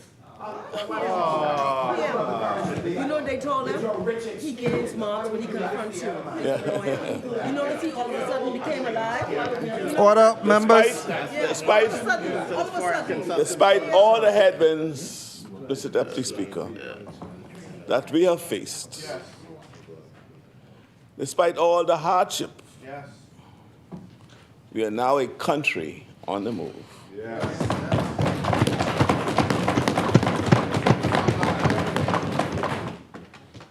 So we are not surprised by the behavior of those opposite. We're not surprised that they fail to address what I call the fundamental issues, the fundamental indicators that speak to the country on the move. But rather, what is good for the country is bad for them. And it is displayed here during the course of this debate. Mr. Deputy Speaker, together we are confronting our most difficult challenges, the ones that have held us back for too long. And it is the determination and the ingenuity of our people that is powering our country's progress. Governments can write smart laws and implement innovative policies. But those laws and policies can only create substantial and enduring change if we work in close partnership with the Bahamian people. So as I speak today, and in the coming weeks about advances already underway, and as we describe our plan to build on and expand that progress, I want to recognize that our nation's gains and successes are possible only because of our extensive collaboration with the many Bahamians who are contributing their ideas, their talents, and their smarts to moving our country forward. Mr. Deputy Speaker, I take this opportunity with a heavy heart to offer condolences on behalf of my wife, Anne, and myself, and indeed the entire nation on the passing of our dear friend, Anthony Allen. Tony was a pillar of strength to so many, a man of principle and decency, someone who, even in the quietest of gestures, moved mountains. Tony Allen exemplified what it meant to lead, not through force, but through integrity. He was thoughtful when others were rash, calm when others were reactive, wise in a way that few could match. When there was uncertainty surrounding the future of the Atlantis project, Tony didn't seek applause or attention, despite the high stakes. He went to Toronto, made our case, and with clarity and conviction. He preserved thousands of jobs and safeguarded economic stability. His intervention didn't just save a project, it kept food on the tables of thousands of Bahamian families. Beyond his career, he was a father, a mentor, and a true friend. He offered advice freely, without pretense. He listened, he cared, and he acted. My wife and I, Anne, feel this loss deeply. To his daughters, Tammy and Tony Chris, and to the entire Allen family, we extend our deepest sympathies. May his legacy live on in all those he touched. It's impossible for me to speak about this year's budget without first thinking of people like Tony, who gave their all to build a fairer and stronger Bahamas, and then thinking of those who will carry that work forward. Last week, the students of the high schools graduated in Cat Island and San Salvador. When I think about this budget, I think about those students. I think about what lies ahead for them. I think about helping them thrive during an era of change and uncertainty.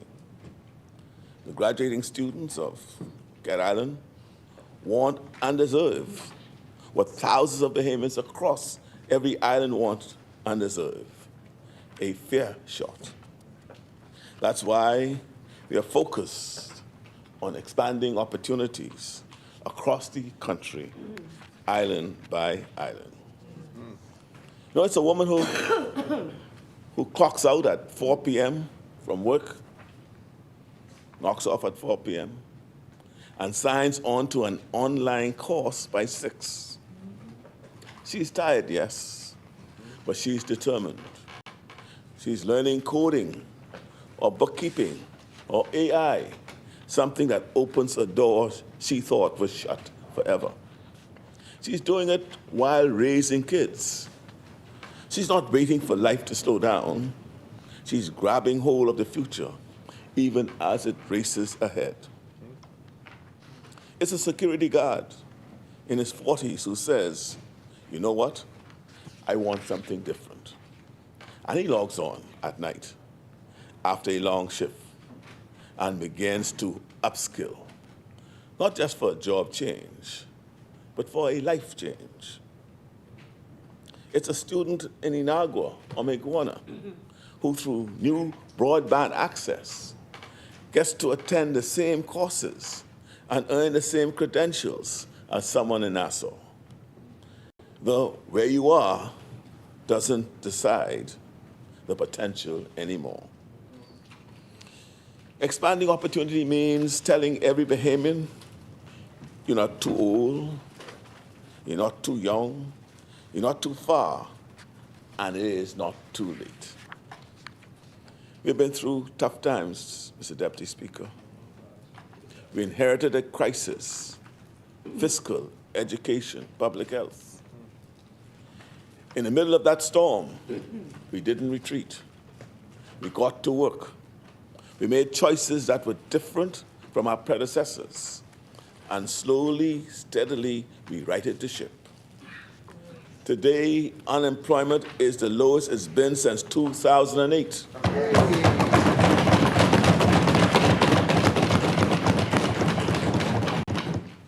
Our public finances are stronger. Investment is flowing back into our islands. This budget is about building an economy that works for everyone, from Grand Bahama to Inagua and all the islands in between, from the graduate in the family islands to the grandmother in Nassau, raising her grandkids while taking care of a sick parent. It's about rewriting the rules so that hope and hard work can take you where you want to go. We are modernizing the electricity grid. We are fixing the roads. We're investing in food security. But most of all, we're investing in people, in education, in training, in upskilling, in expanding opportunities. Because if we get that part right, everything else will follow. You have heard, Mr. Deputy Speaker, my colleagues share our vision for expanding opportunity. You've heard them speak about the work happening across ministries, on every island, in every settlement, and every corner of our country. And today I want to take this opportunity to speak not only about that work, but about the deep belief that drives it. I begin with the work being done in education. Because when we speak about expanding opportunity, this is where it begins. I've watched the work of the Minister of Education closely, carefully.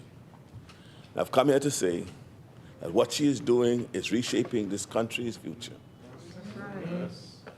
I've walked into schools with her. I've seen the long days and the pressure she carries, sometimes the frustrations. And I've seen her resolve, though. The job she's doing is not easy.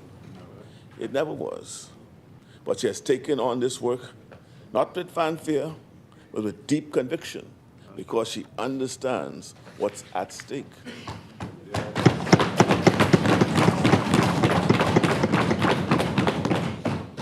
You know, she started with a simple truth. Children can't learn if they're not in school. So she went out and found them. She sent out attendance officers. She opened a national hotline. She walked through communities. And today, attendance in our public schools is above 95%.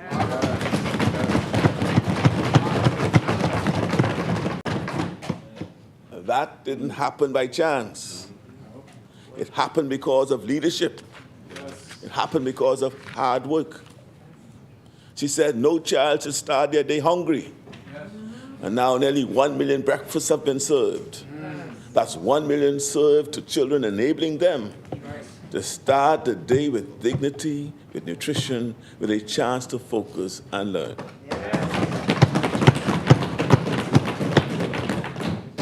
She has overhauled her curriculum.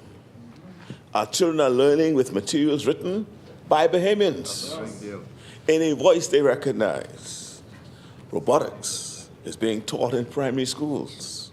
Financial literacy is part of the national syllabus. Students are speaking up in class, not just repeating, but thinking, expressing, building confidence. She's building new pathways that recognize the many and diverse talents our students bring to the table. Through BPath, young Bahamians will gain hands-on experience in trades that are vital to the economy we are building: sustainable energy, marine science, digital technology. We are not sending the message that success only belongs to a few. We are building a system where every student can find their own way forward. She's going to make it possible for a mother working 2 jobs to still take an online class, for a young man who left school early to go back and finish what he started. That is what Upskill Bahamas will do. That is what we meant when we said opportunity must reach everyone. She brought high-speed internet to our most remote schools. I've been to these communities. I've seen what it means for a teacher on a far-flung island to finally have reliable technology. I've seen what it means for a student who can now attend the same digital course as someone here in New Providence. And she has invested in teachers. She supported their development, created new career pathways, and built morale back where it was broken. She's taken steps to make schools safer, trained security officers, installed proper systems, reduced incidents, and brought a sense of control and care back to our campuses. She's ensured that special education, mental health support, and speech therapy are treated as essentials in a student's development. She's growing the Marjorie Davis Institute. She's expanding behavioral support. She's training counselors and bringing care into the classrooms. I've seen the results. I've seen students sitting tall again. I've seen parents with a renewed trust in our schools. I've seen teachers who feel seen, valued, and supported. The Minister of Education, Mr. Deputy Speaker, is delivering on a promise to the people of this country. And I want every Bahamian to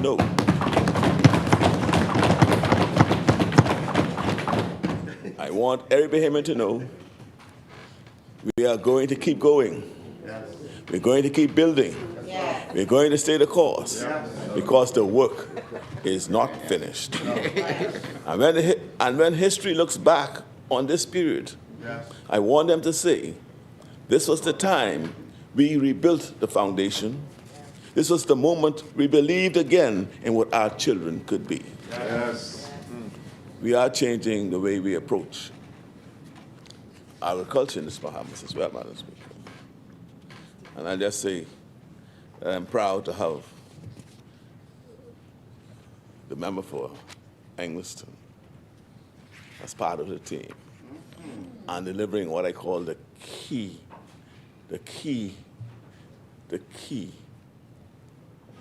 driver for the success of this nation. Thank you. I want to thank you. Thank you, Engliston, for what you've done and what I've seen you doing.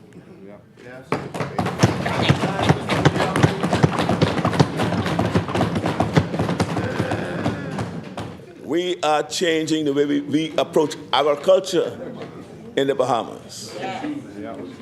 And at the forefront of that change is the member for Centerville.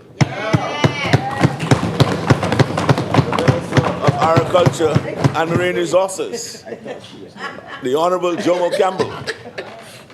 He is leading our vision, a vision to make agriculture a career path, a business model, a generational legacy once again. He is expanding opportunity in our fields, our farms, our fisheries, and our food systems. Across this country, we are seeing the results. New layer houses are under construction. Feed mills are being developed. Hundreds of thousands of locally produced eggs are being processed in the Bahamas for the Bahamas. Processed in the Bahamas for the Bahamas. And as I coined it, eggs laid in the Bahamas. Students in schools from Grand Bahama to Long Island are learning by doing, managing small-scale poultry operations, selling products, and learning economics, science, and responsibility. Yeah. That is opportunity in the classroom and in the community. Right.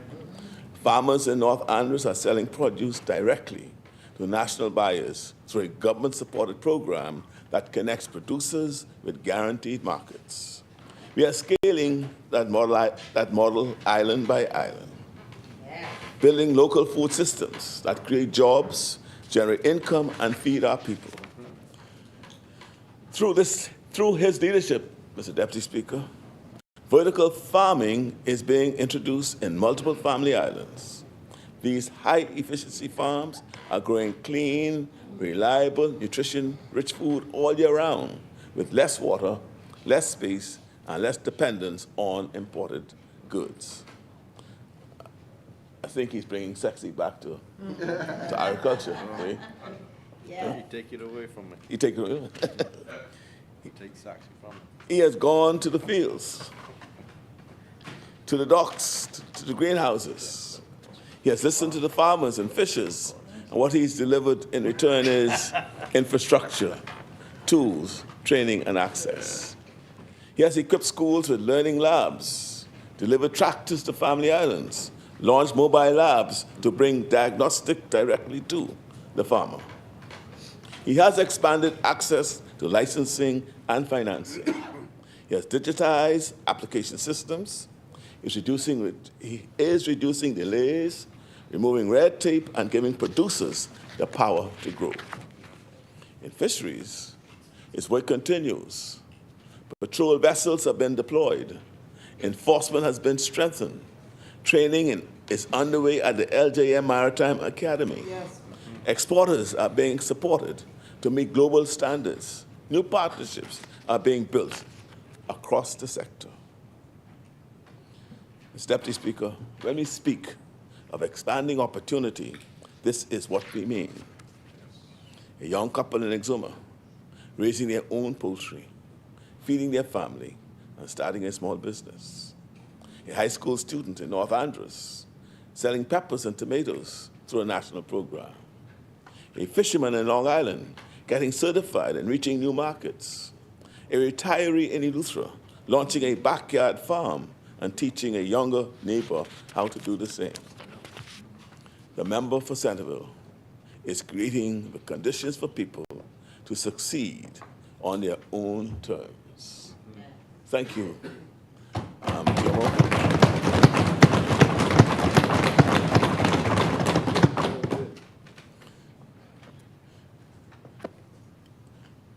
Mr. Deputy Prime Minister, you corrected all those things, those numbers. You laid the correct numbers on? Politics. You corrected that? All the politics. Yeah, I know. I'm proud of the work you're doing. Yes. In every area of your portfolio, tourism, investments, aviation. He has brought discipline, drive, and a sharp focus on expanding opportunity for the Bahamian people. Yes. He understands what it means for a child growing up on a family island to dream of more. Yes. He knows what it takes to turn that dream into something real, and that understanding is evident in the work he's doing across our archipelago. Yeah. Under his leadership, we are breaking tourism records and broadening the base of who benefits. More Bahamians are owning, managing, and building. Through the Tourism Development Corporation, training and grants are giving Bahamians the tools to create and scale their own businesses, from fishing excursions to food tours, ecotourism, to heritage walks, and the training of lifeguards. Right, that are now being employed around the private island destinations. He is opening new doors in aviation across Grand Bahama, Exuma, Long Island, Cat Island, North Eleuthera, and Maguana. And we are building modern airports. I'll touch on that later on. He has signed agreements to develop the next generation of Bahamian pilots, air traffic controllers, and aviation engineers. He's making it possible for young people who once saw flying as a distant dream to now see it as a viable career. and the Emirates Interline Agreement, secured through his leadership, connects the Bahamas to new markets and new opportunities. It sends a clear message. We are a global destination, and we are open to the world. In Exuma and Ragged Island, he has led tangible change. A new bridge completed, a world-class road network delivered, water systems upgraded, clinics expanded, schools being built, investments negotiated and signed, local pride restored. Everything he has done has one clear goal: to create more space for Bahamians to succeed wherever they live. You know, Madam Speaker, so I want to thank you, Deputy, for the leadership that you brought to those areas of your portfolio. You know, when the member for Elizabeth rose to speak earlier this week, she did so with clarity and conviction of someone who understands not only the urgency of the work, but the people behind it. She spoke about the students at Thelma Gibson Primary School, bright-eyed, full of promise, ready to take on the world. And then she reminded us, our job is to build the systems that let them do exactly that. We have made bringing reform and change to our energy system a priority, because we know that you can't build a 21st century economy with a system that is unreliable, expensive, and outdated. More than 63,000 households have benefited from lower energy bills through the equity rate adjustment.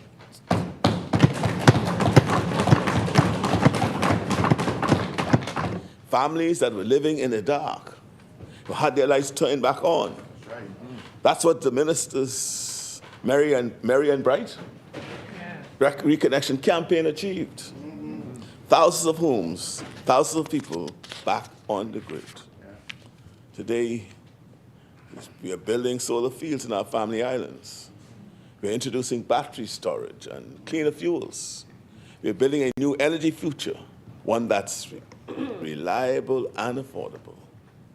This is absolutely crucial for our economy, because when you roll out renewable energy, you create jobs.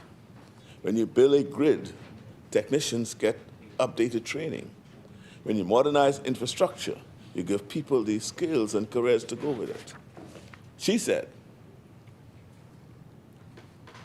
it, and she meant it. We are building the most highly skilled energy workforce in the region. That's not just a target, it's a commitment. And she has it happening.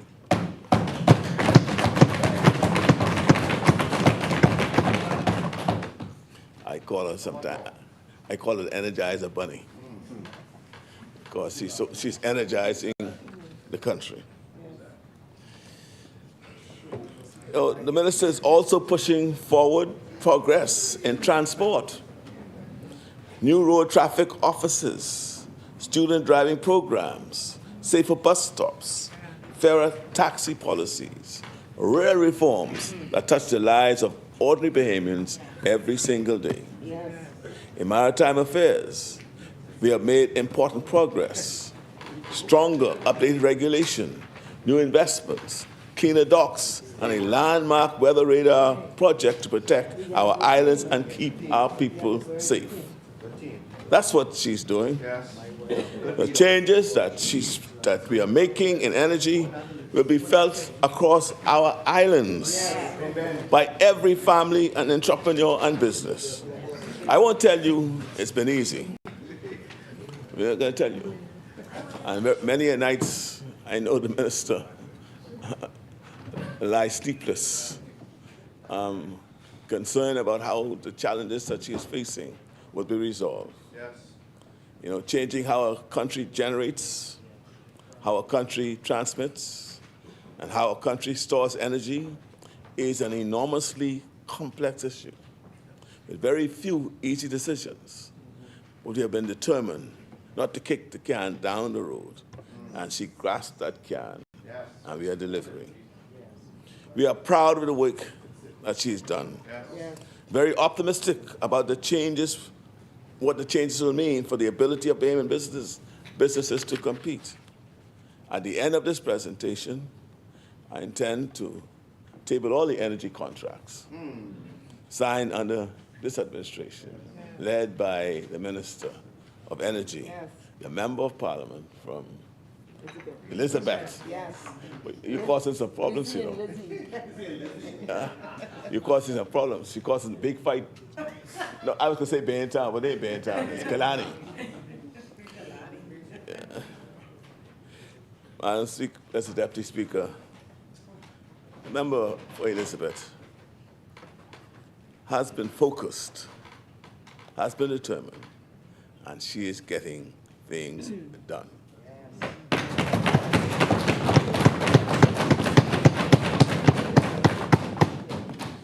I now take a moment to speak about the work of the Minister of Health and Wellness, the member for Tall Pines.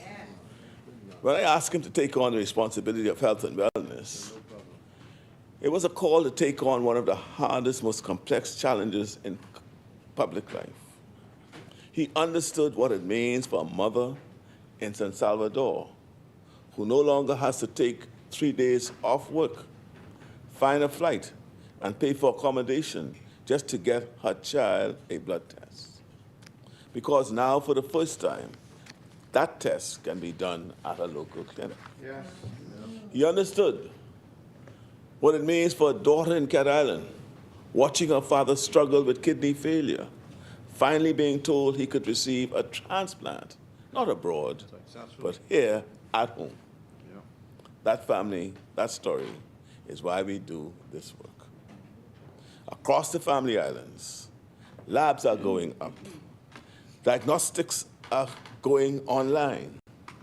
In Long Island, in Inagua, in Eleuthera, in Exuma, care is coming closer to home.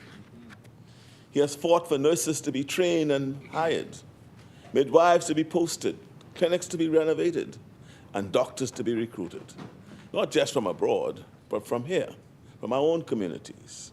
He is building a healthcare system that grows Bahamian talent, retains it, and rewards it.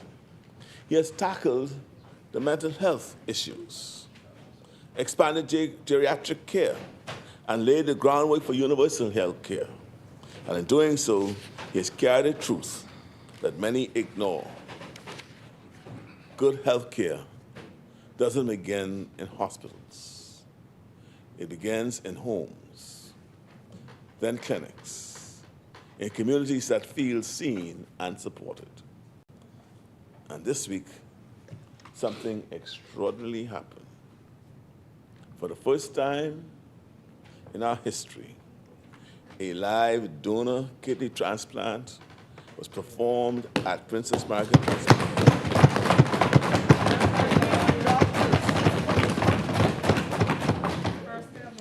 It happened here with our doctors in our hospital. That's right, in our hospital. It happened here.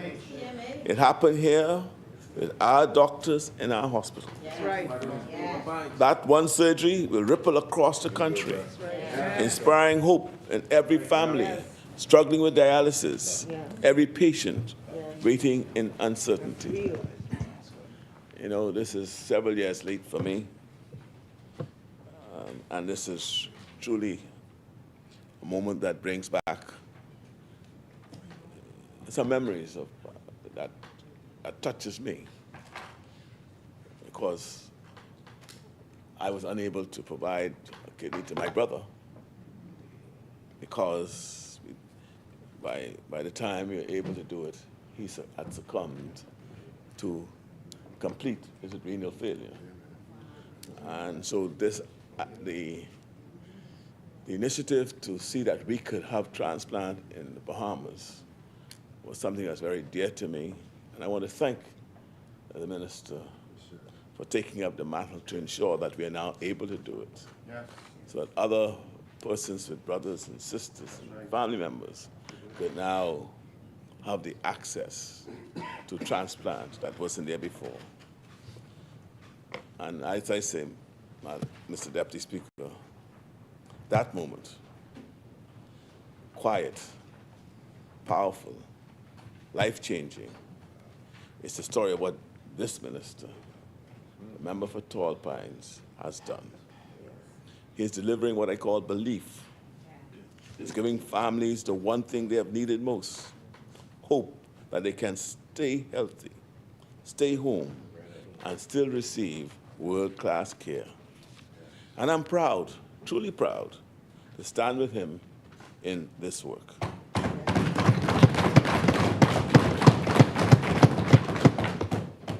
You know, there are few things more powerful than a government that chooses to act, not simply to manage, but to build, to shape a future that works better for everyone.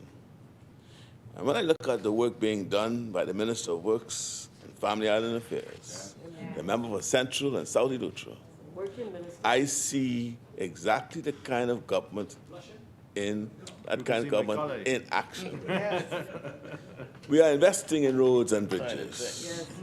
We are investing in people, in communities, in a country where no one is left behind. Across the length and breadth of our islands, we are building. In New Providence, we have launched more than $100 million in roadworks, roads that drain, sidewalks that protect, intersections that save lives. In Eleuthera, the transformation is clear. The Hatchet Bay Dock is being restored. Roads that were once impassable are now being paved. Clinics are under construction, and the long-awaited international airport is finally becoming a reality. And it's happening across our family of islands. In Abaco, the airport terminal is nearing completion. In Long Island, a new airport is coming. In Andros, bridges are being repaired. In Bimini, seawalls are being rebuilt. In Inagua, clean water is flowing into homes where it had been missing for too long.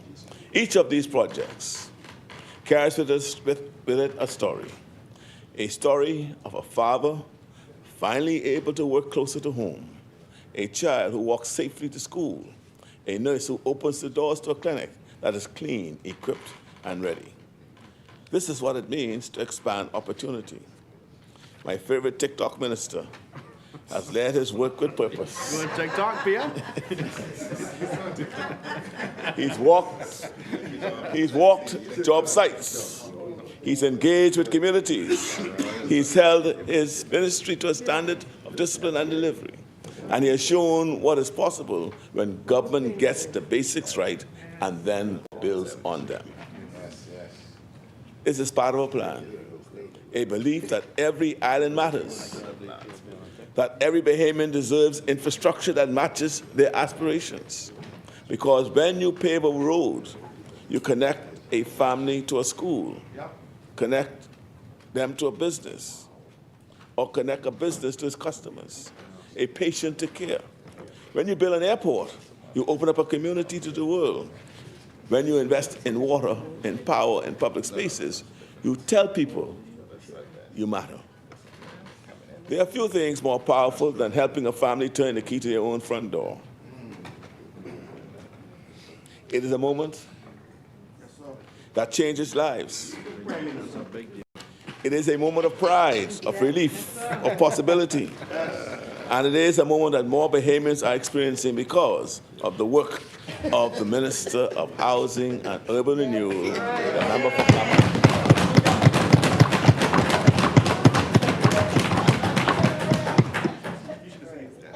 Under his leadership, we are putting Bahamian families in Bahamian homes. We are restoring hope in communities where that hope had worn thin. And we are showing what government at its best can really do. Across New Providence and the Family Islands, new subdivisions are rising. Homes are being built, not someday, but now. Rent-to-own programs are underway, giving working Bahamians a chance to move from uncertainty to ownership. The government-owned rental units are being restored to the standard our people deserve. And I think that deserves quite.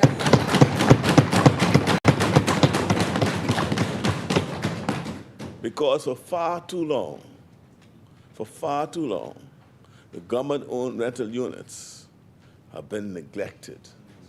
The squalor and the dilapidated state that we had behemoths living in was shameful to us all. And Mr. Minister, I want to thank you for bringing dignity to those persons by restoring those rental units.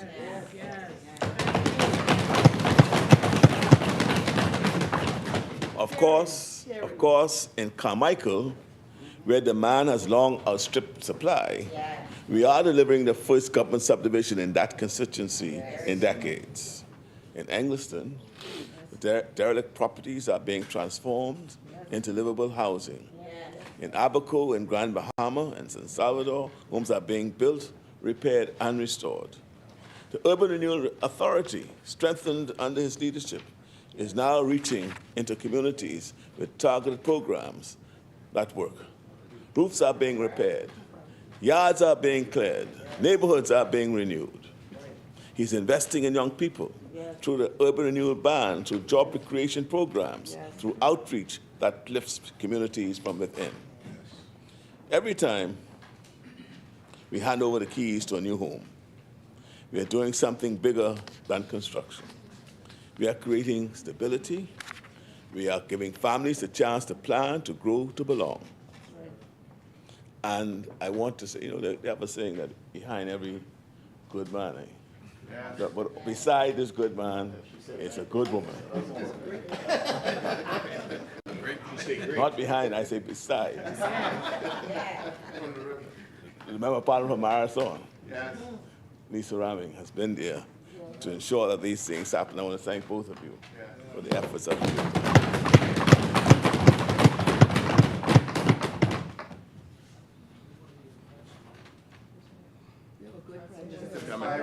Let's, I want to,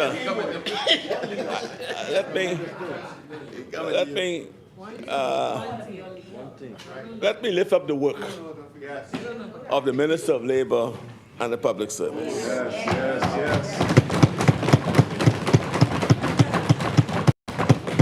The member for Golden Gates.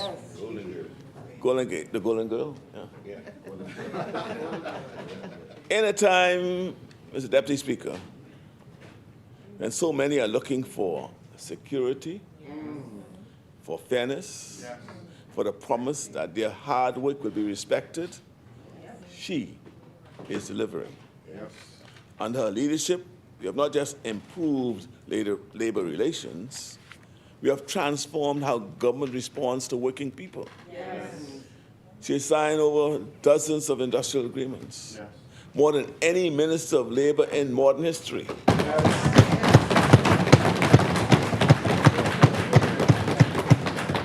Nurses, teachers, police, customs officers, public servants. And Mr. Deputy Speaker, these aren't just contracts. These are not just contracts. They are acts of respect. They are acknowledgements that the people who carry this country on their backs deserve better and are finally getting it. She has made regularization a reality.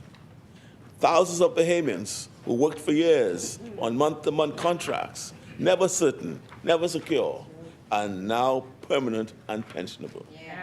They can finally plan, finally breathe, finally believe that their services were seen. She's modernizing the public service. She's introducing training at every level, developing new recruitment pipelines, focusing on performance, setting standards for excellence. This is how we rebuild belief in our institutions. We rebuild belief in our institutions from within. And she has brought serious reform to labor protections. Inspections have increased. Enforcement has been strengthened. She's not tolerating abuse, not ignoring violations, and not letting bureaucracy be an excuse. She's doing all of this with discipline, with clarity, empathy, and heart. When she speaks about expanding opportunity, it is not theoretical. It is lived. It is personal. It is real. A contract worker who now qualifies for a mortgage, a trade school graduate who now has a pathway into the public service. This is the kind of progress that doesn't make noise, but makes lives better. And I'm so proud to serve alongside her. Now, when I think of what it means to turn a corner, to recover, not just in numbers, but in spirit, I think of Grand Bahama.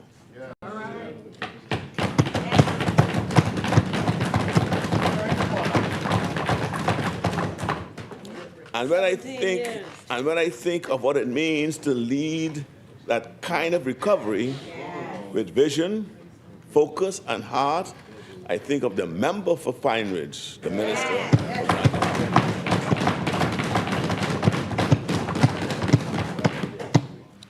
She has taken on one of the hardest assignments in government. A community wounded by years of disappointment, a community battered by storms, a community overlooked by leaders who promised much and delivered little. But where others stalled, she stepped forward, and she has not looked back. She didn't just call for recovery, she built it. From the first day in office, she focused on getting people back on their feet through the beautiful Grand Bahama program. Over 500 people found employment. People who had lost hope, now working, cleaning, building, learning, contributing again. She brought back dignity and pride to neighborhoods where those values had been neglected. She launched the Restoration Village, providing transitional housing for displaced families, not just with shelter, but with wraparound support, education for children, employment support, mentorship. That is what expanding opportunity looks like when done right. And under her leadership, Grand Bahama is rising again. Over $3 billion in investments are now underway or completed, from Celebration Key to the Grand Lucane redevelopment, from the Freeport Health Campus to the reopenings of schools, hospitals, and roads. She is connecting vision to delivery. She brought home Grand Bahamians who had left in search of work. She put them in jobs, in leadership positions, in their own communities. She called them home, and they answered. Yes, I ran into one or two Grand Bahamians the other day, and they tell me they're having traffic problems in Grand Bahama. They say they're having traffic jams. I wonder why. We wonder why, eh? You know, she created CoLab, a model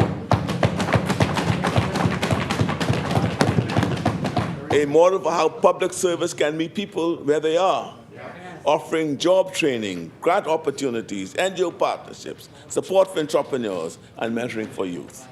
She has made the Ministry for Grand Bahama a place of purpose, not just paperwork.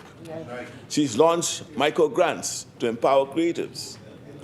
They hear that one? Okay.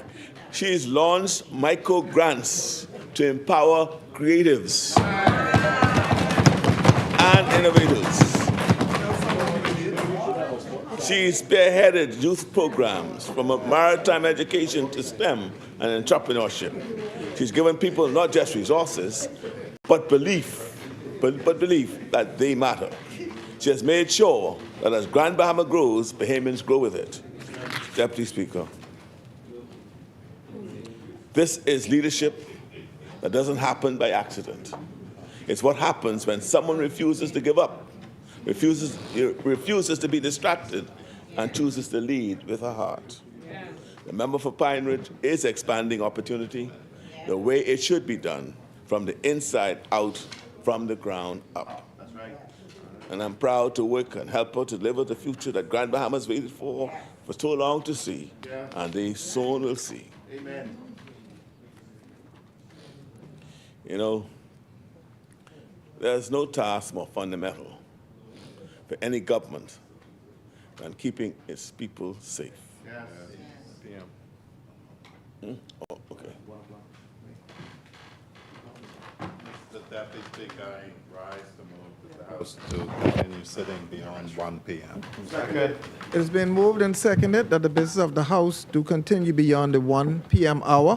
As many as are in favor will remain seated. Those opposed will stand. The motion is carried. The business of the House will continue beyond the 1 p.m. hour. As many, the chair recognizes the honorable member for Cat Island, Rumkins, and Salvador. Thank you, Mr. Deputy Speaker.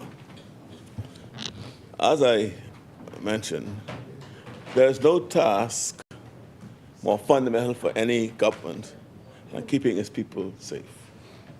And I want to take a moment to recognize the work of our Minister of National Security, the member for Freetown, because what he has done quietly, consistently, with discipline and moral clarity, has shifted our approach from one that merely reacts to one that prevents, from a system built to punish to one built to protect, from short-term fixes to long-term change.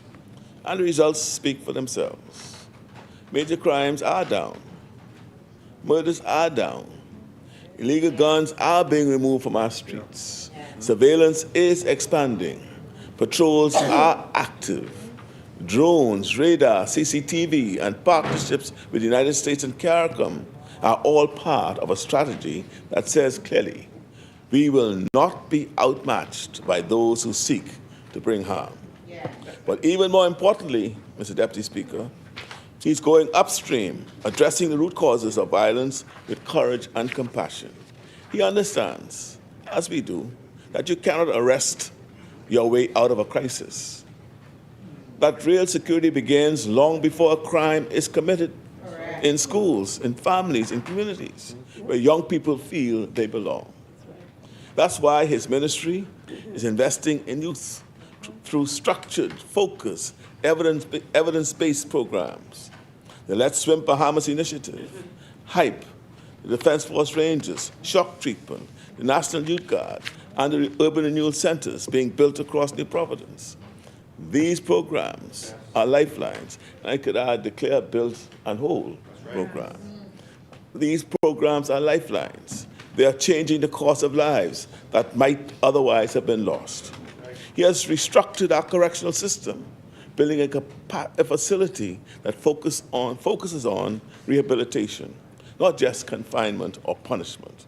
For the first time, we have juvenile and female correctional facilities designed with dignity and purpose. He's making progress with virtual courts, forensic lab development, parole integration, and investments in a new national prison. He's leading a new anti-gang strategy, implementing harmonized firearms legislation, and enforcing our human trafficking laws with commitment and care. And perhaps most powerfully of all, he has helped this country see that public safety is a shared responsibility. His whole of government and whole of society model is now a foundation of how we govern. Everyone, from law enforcement to education, social services to the private sector, playing a role in building a safer Bahamas. Because it isn't just about locking people up, it's about unlocking potential. It's about a young boy who chooses school over the streets because someone showed up in time. It's about a woman walking home in peace because the street light is on and the patrol car passes by.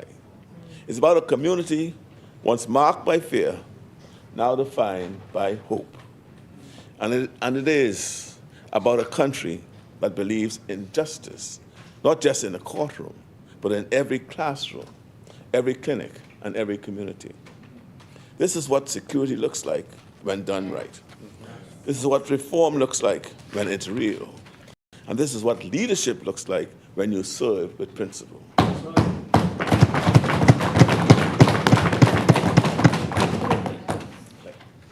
I'm proud to work alongside the member for Freetown as we build a Bahamas where safety isn't a privilege, it's a right.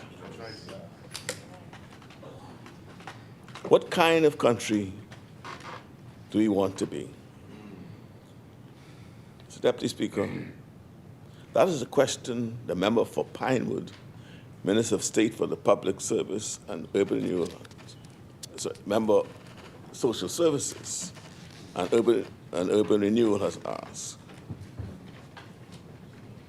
Quietly, consistently, and answered through his work.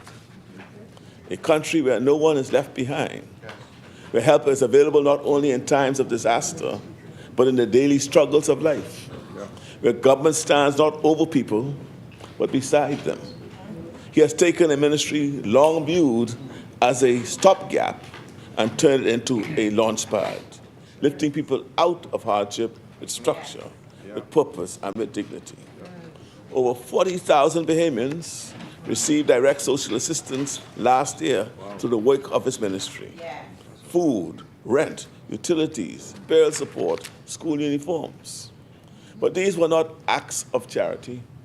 They were acts of fairness, ensuring that no one is abandoned simply because they have hit a hard time. He has digitized applications, cut through bureaucracy, and made it possible for people to access help faster and with less frustration. That's not just reform. That's respect for people's time, their struggle, and their right to be treated with decency and dignity. He is supporting carers, the unpaid heroes, the grandparents raising grandchildren, the neighbors who check in on the sick and elderly. Through caregiver support and expanded home care services, he's turning quiet sacrifice into visible support. And his work goes deeper. He has made elder care a national priority. He's helping shape policy that ensures older Bahamians can age in safety, in community, and with dignity and honor. And he's laid the groundwork for disability reform, child protection improvements, and social investments planning that doesn't just meet today's need, but prepares for tomorrow. He's also driving transparency. For the first time in over a decade, this ministry has produced a full, publicly available annual report. And in every family island, he's pushing for local empowerment, appointing family island administrators, not your administrators, social service administrators, with clearer roles, stronger support, and new resources to get things done on the ground. The member for Pinewood, as Deputy Speaker, has carried this responsibility with humility, clarity, and resolve. His work reminds us that social policy is not about handouts. It's about giving every Bahamian the ability to live a life of dignity. To the single mother trying to keep her family together, to the elderly man without close kin who still deserves a hot meal and a check-in, to the family hit by crisis who needs help just to get through the month. They're not forgotten. They're not invisible. And because of the work of this minister, they are no longer waiting on the margins of our national story. They are part of its future. That is what expanding opportunity looks like. That is why I am proud to serve with him. Mr. Deputy Speaker, our administration believes in giving our young people the best start. Not just a seat at the table, but a real chance to build something of their own. That belief runs through everything we do. But nowhere is it more evident in the work of the Minister of Youth and Sports and Culture, Member for Parliamentary. He has treated this portfolio as a national mission. Because of his leadership, we are seeing real, tangible changes in the lives of young Bahamians. The Department of Youth, once present on just 3 islands, now operates on 8, This expansion means that more young people, regardless of which island they call home, now have access to structured programs, mentoring, and support. Through the Be Inspired grant program, nearly 100 young entrepreneurs have received the funding and guidance they need to turn their ideas into income. These are bakers, photographers, app developers, artists, young Bahamians who now see a future in their passion, not just their pastime. He has revitalized youth engagement across the board, from Youth Parliament to the National Youth Advisory Council, from scholarship partnerships to internships. The ministry is helping young people find their voice and use it to shape their communities. In sports, it's giving our athletes more than applause. It's giving them a system that works. Subvention support has expanded. More disciplines are being recognized. Facilities are being upgraded. And the support structure around athletes is finally catching up to their potential. The Grand Bahama Aquatic Center is under construction. National teams are being better resourced.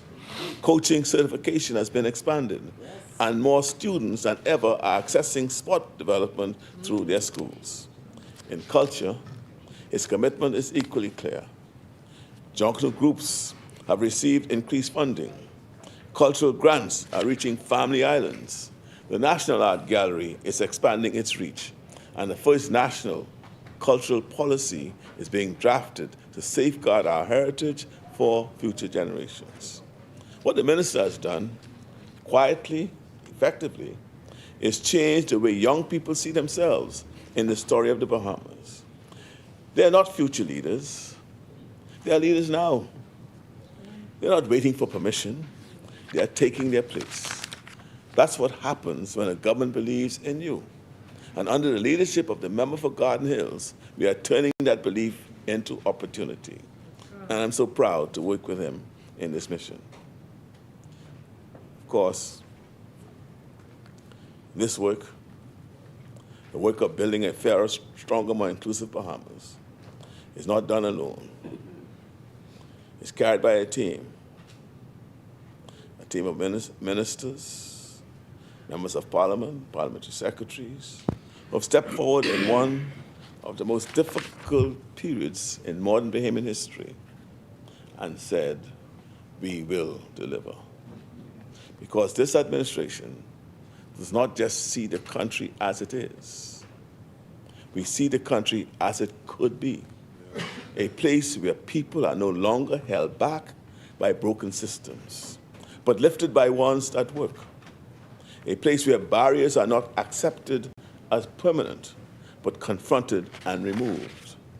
That belief, that determination, is what drives every minister and every member of this government. That belief, that determination, is what drives every minister and every member of this government.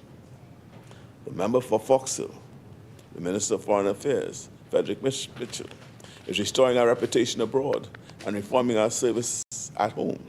It's reasserting our voice in international forums while ensuring that the dignity of the Bahamian public servant is restored and respected.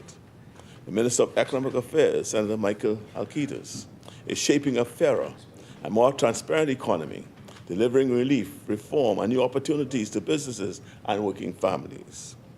As mentioned, the Minister of Agriculture and Marine Resources, John Campbell, who is rebuilding our food systems and empowering farmers and fishers island by island. Again, the Minister of Education, Dennis Hannah Martin, is transforming how we teach, what we teach, and how our students prepare for the future.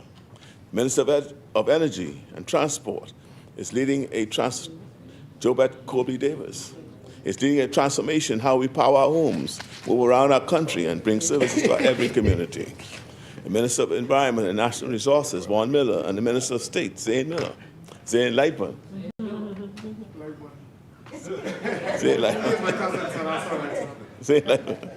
Are protecting our land, our water, modernizing waste management, and taking bold steps to address climate resilience. Again, the Minister of Grand Bahama, Ginger Moxie, is spearheading one of the largest recovery and investment efforts in the nation's history, restoring pride, delivering jobs, and reconnecting communities in Grand Bahama. The Minister of Health and Wellness, Dr. Darwell, is expanding access to care, recruiting doctors and nurses, and restoring belief in public health care. Mr. Deputy Speaker, last year my administration made the decision to fund the launch of a national organ donation and transplant program. That decision was personal to me, as I indicated. My own brother died from renal failure. I've seen the toll it takes on families. I've felt the helplessness of watching a loved one wait, sometimes in pain, sometimes in silence, for a second chance that never came. That's why what happened last week at the Princess Margaret Hospital moved me deeply. A father donated his kidney to his son. The surgery was successful. It was done here at home by Bahamian doctors, supported by our regional partners. It marked the beginning of something. It marked the beginning of something we have worked and prayed for, the return of transplants to our public health system. This year's budget allocates $1.59 million to continue building that program. Next year, we have already set aside $3 million to expand it even further. Because in a country where over 600 Bahamians are on dialysis, where hypertension and diabetes are far too common, for me, this is about health care. This is about giving people a fighting chance. We are no longer just treating the illness, we are restoring hope. And we are proving that our public health care system, when supported and believed in, can save lives. You know, I spoke about the Minister of Housing and Urban Renewal and Lisa Ramming, delivering homes, restoring dignity, and rebuilding communities with purpose. The Minister of Immigration and National Insurance, Minister Alfred Sears, is ensuring our borders are secure and that every Bahamian receives the benefits they deserve, and ensuring that where Bahamians can do the job, they will get that job.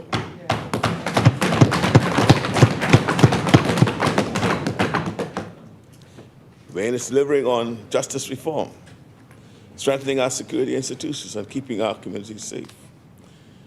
Our erstwhile Attorney General, the Minister of Legal Affairs, Ryan Pinder, is modernizing our legal framework and building confidence in the rule of law and representing us well on the world scene and ensuring that our financial services industry is protected and not unfairly or arbitrarily treated, taking us off the blacklist in record time since coming to office. The Minister of State for Disaster Risk Management, Leon Lundy, is preparing our islands to withstand and recover from the storms we know are coming. Of course, Pierre Roll is restoring fairness and security to public offices and workers across the country.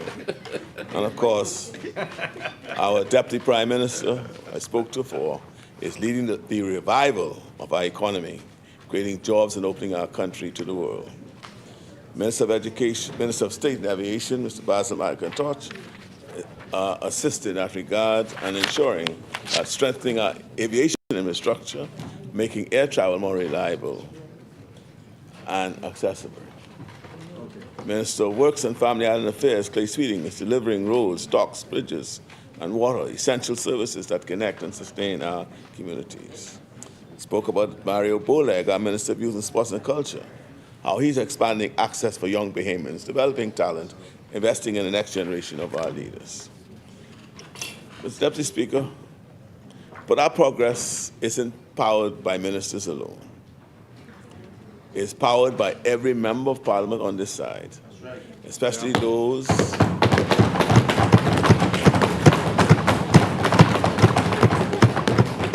who may not serve in cabinet, but serve their constituents with relentless commitment.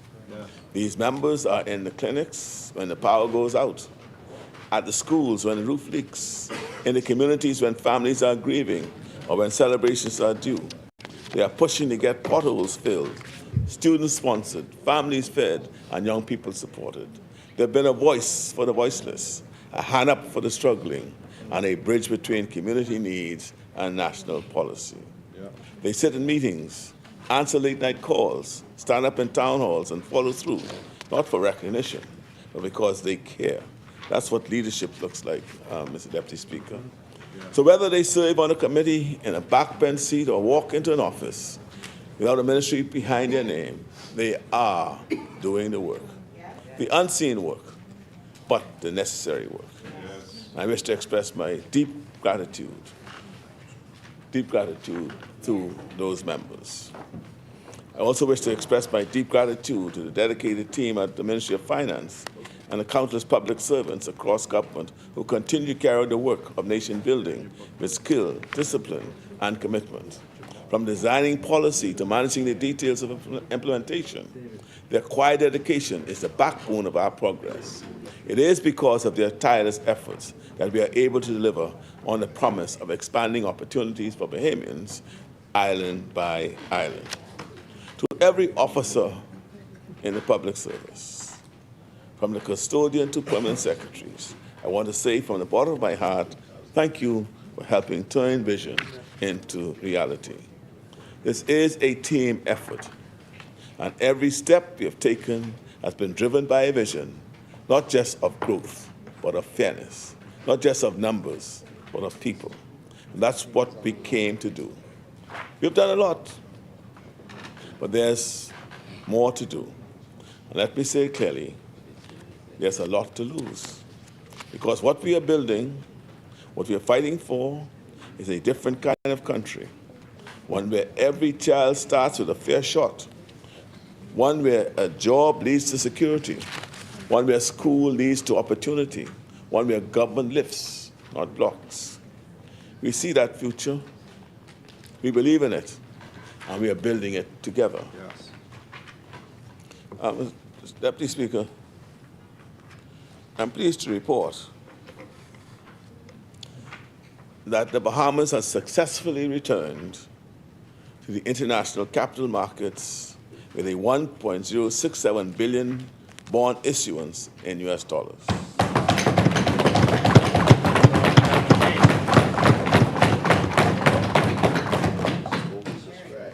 This transaction allowed us to repurchase $767 million in older debts, extend our repayment timeline by over 2 years, and reduce near-term obligations by $451 million.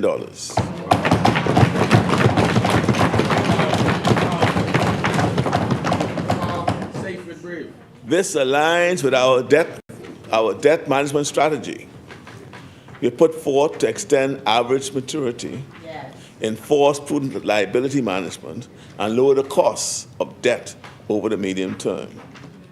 This transaction had a final yield of 8.25%, which further consolidates the favorable repricing of the Bahamas' international yield curve.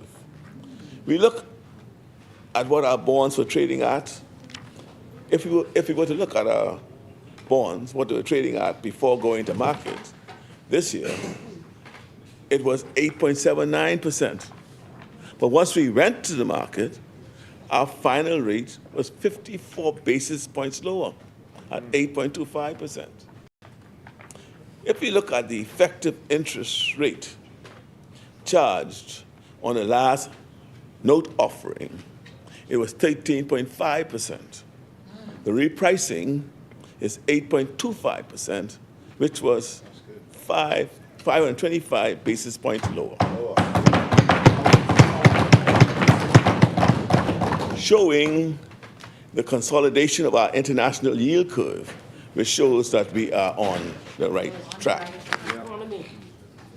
Now, with this new issuance, investor confidence was strong, with the bond nearly 4 times oversubscribed. Wow. This reflects the international market growing trust in our economic reforms and fiscal discipline. This is why everything we are doing in our debt strategy is important. And these are the tangible outcomes of the work we are putting in. Proceeds from this issuance will support both debt management and national development, including infrastructural projects. This transaction followed the recent credit rating and outlook upgrades by Fitch Ratings and Moody's, respectively. Earlier this year, it was done in April. This also builds on our broader strategy to secure sustainable and prudent financing in accordance with our debt management strategy. This transaction, Mr. Deputy Speaker, this transaction has been lauded by independent financial commentators, including Bloomberg, as a breakthrough transaction for small island development states. Let me explain what this really means for my cousin and Wilson Track, the Browns. Yes. Mike, that's our cousins, right? They are cousins. They are constituents. Yes. You know, imagine you're juggling multiple loans. You have your mortgage, you have your car loan, you have your furniture loan, you have your vacation loan, you have your credit card, right? And a lot of people, that happens, right? So if you have your mortgage, your car loan, your furniture loan, your education loan, your credit card, and sometimes medical, that's like 5 different entities you're paying each month. And sometimes when you get, most of those payments are by what they call a direct payment, deduction, salary deduction. So when you get your salary payslip, you might only be seeing $10, $50, $100, because everything done gone. So I just want to understand what this going to the market means. So what it meant is that the bonds, we have all these bond issues, all these debts. And the other thing you have to appreciate is that all those loans carry different interest rates. You know, the furniture, they usually go around 18%. Right? Your credit card is about 18%. Your car loan could be 13 or 14 or 12%. And so that is what you have. So now, that's my cousin now who got all these loans, and they stretch. They're very stretched. So what they gonna? So they go now. Very usually the mortgage. You have I call them the consumer loans. They carry these high interest rates. They differ. And then, but you have your mortgage loan, and usually that is lower. They average around 7.5% on your mortgage. So you go to your mortgage company and say, look, I have all these loans. I want to consolidate this and put this under my mortgage, attach it to my mortgage.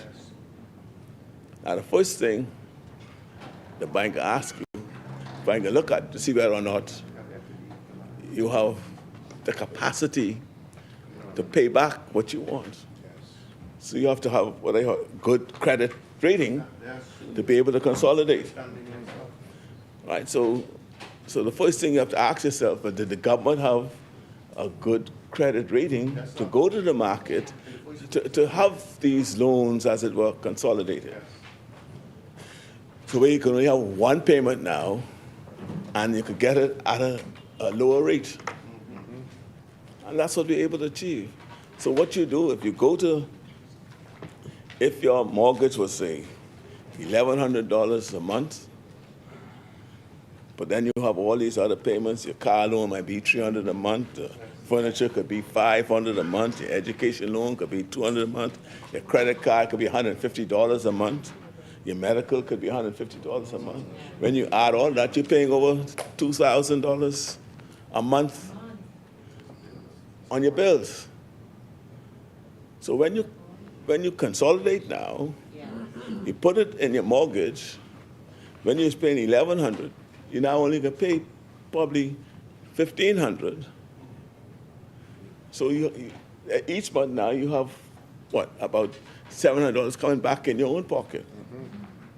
So you have that $1,500, and that's all you pay now instead of paying, that $500, that other $2,000 plus on those various.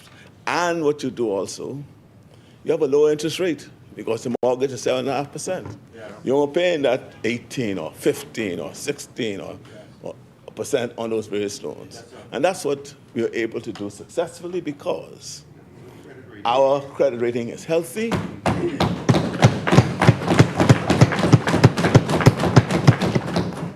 And we're able to consolidate those, repurchase our debts. That's what the bank would have done. We buy the debts of those persons by paying them off and putting it, and that is where, and that's what has happened. And as I said, the country was lauded as a small island developing state. And so just to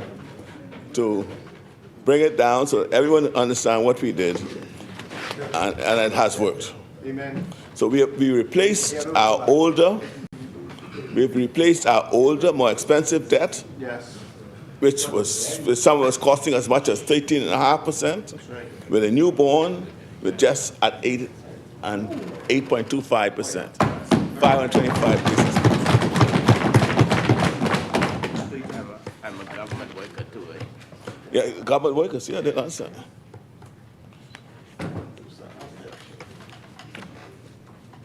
And that was about, there's trust in this Bahamian economy now. And there's also trust in the government stewardship of this economy.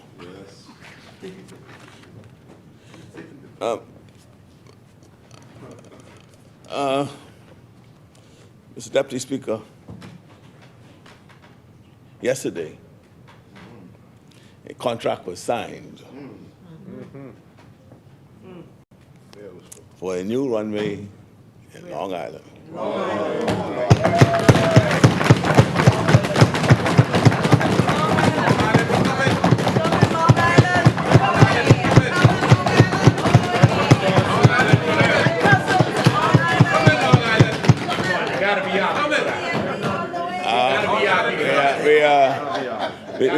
We have selected Hot Mix to do the work. And I also announced that perhaps within 60 days, we'll be signing the contract for the new terminal, right? Yes, in Long Island. That coming too. Now that's the first. Empty. Empty? That's empty? That's empty? I know that's empty. This, and that's it now that signing, listen to this now. That signing, that's just Long Island. Yes. What I say, opportunity, island by island? Now this is the first step. This is the first step in a major $150 million airport redevelopment program that we will roll out over the next 12 to 18 months. This program is in addition to the separate, independently financed redevelopments already underway in Exuma, North Eleuthera, and Bimini. They're already underway. So Exuma is underway, North Eleuthera is underway, and Bimini. So when I talk about these other rollouts, I exclude them, but that's where they are. Yeah. In the coming months, we will execute contracts within the coming months, very soon. We'll be executing contracts for new runways. Listen. Within the coming months, maybe within the next month. We'll be executing contracts for new runways and airside works in Black Point, Rock Sound,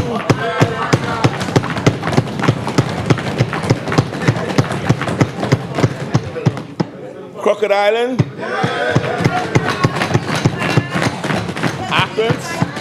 Acklands. Acklands. Terminal buildings in Grand Bahama. Black Point. Terminal buildings in Rock Sound, Mangrove Key.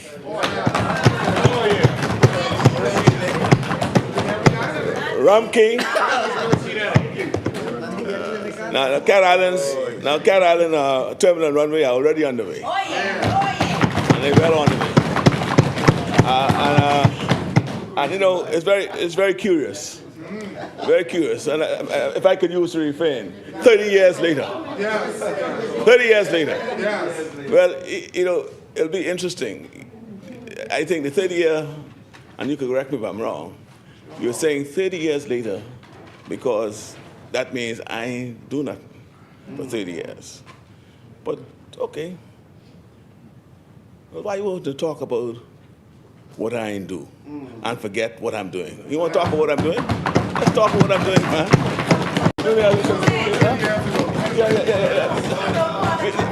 We're in the present now, man. Let's talk about what is being done. Talk about what is being done. Many other islands will receive upgrades, and I'm talking within the next 2-3 months. These things will be starting.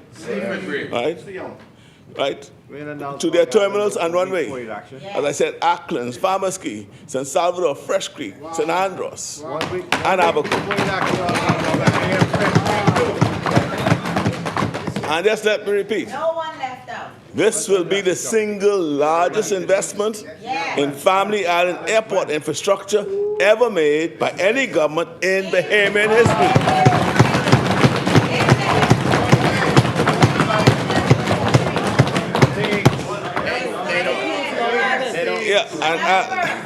And when you add the separate investments in Exuma, North Eleuthera, and Bimini, we're looking at more than $300 million in total investment.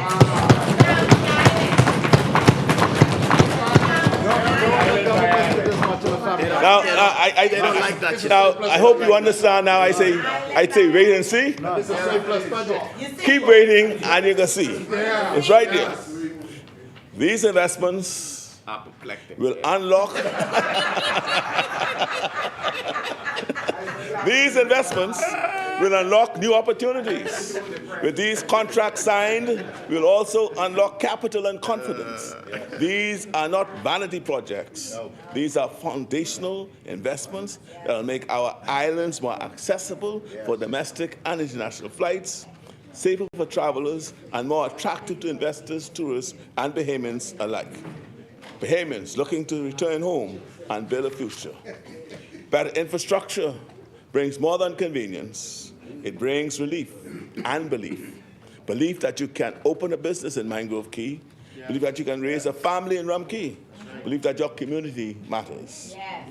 We are doing the heavy lifting, Mr. Deputy Speaker, so that Bahamians can stand tall on every island of this nation, knowing that their government is investing not just in roads and runways, but in their right to opportunity wherever they call home.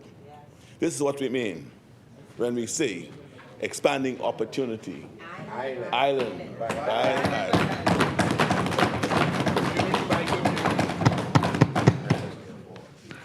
You know, Mr. Speaker, as we bring this budget debate to a close, it is important to speak clearly and factually in defense of the choices this administration has made, and to set the record straight on several misguided assertions made by the opposition. Last week, there were claims that this administration was making a mockery of fiscal guards under the Public Financial Management Act. The Public Financial Management Act has been a strong step forward for public finance management, but it is not perfect. And let me tell you what is curious about the side opposite and the disingenuity of the side opposite. They keep talking about compliance with the public management. I wonder if they could answer whether they complied with the public. Did you comply with this act? No, they did Right? not. No. You comply with this act? Did you comply with the act? Not one fiscal. Yeah, answer me. Fiscal You strategy. comply with the act? Fiscal. The chair recognizes the honourable member for Marco City. Mention the date for the public when it came into force. But go to the head of the class. You go to the head of the class. You didn't take the bait. The act was passed in late January, early February. Remember? No. Remember? You were there. They passed the act in late January, early February 2021. And then they said they ain't gonna bring it in force. Now they passed the act, but they wouldn't allow the act to apply to them. They never. Then guess what? They said they gonna bring it in force in September of 2021. Right? So when, listen. No, but listen to this. You see. And they call election. Then they called the election. So when the act came into force, we were campaigning, and guess what? They caught themselves off guard. Because when I saw September, I said something wrong with this, you know. When I look at this act and they let it apply to them, they realized what they were doing. They say this could hamstrung them, so we can't. This act ain't really. But you know, the act was passed in contemplation of going into the IMF program. That's why it was passed, right? That's why it's passed. And the member for Kalani kept everything to his chest. So when I saw that, I say something here. So when the election was called, my billboards and my placards were up. Next day they were up. And everybody said, well, how come they ready? We ain't ready.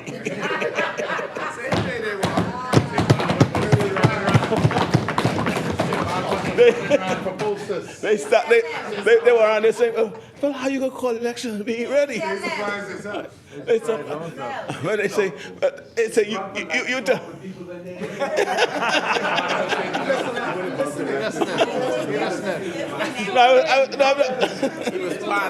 So all I'm saying, you know, so when you talk about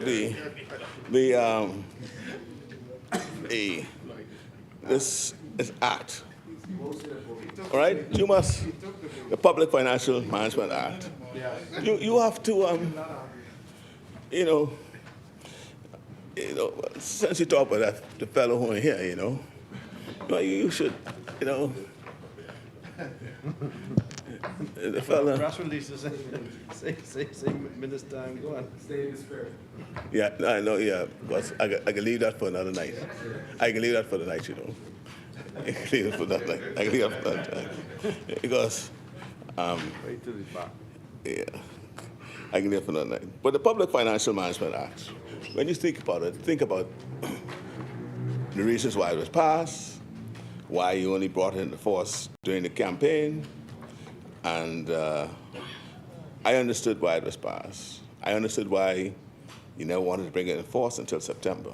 That's why it's ready for when. And thank God for September 16th.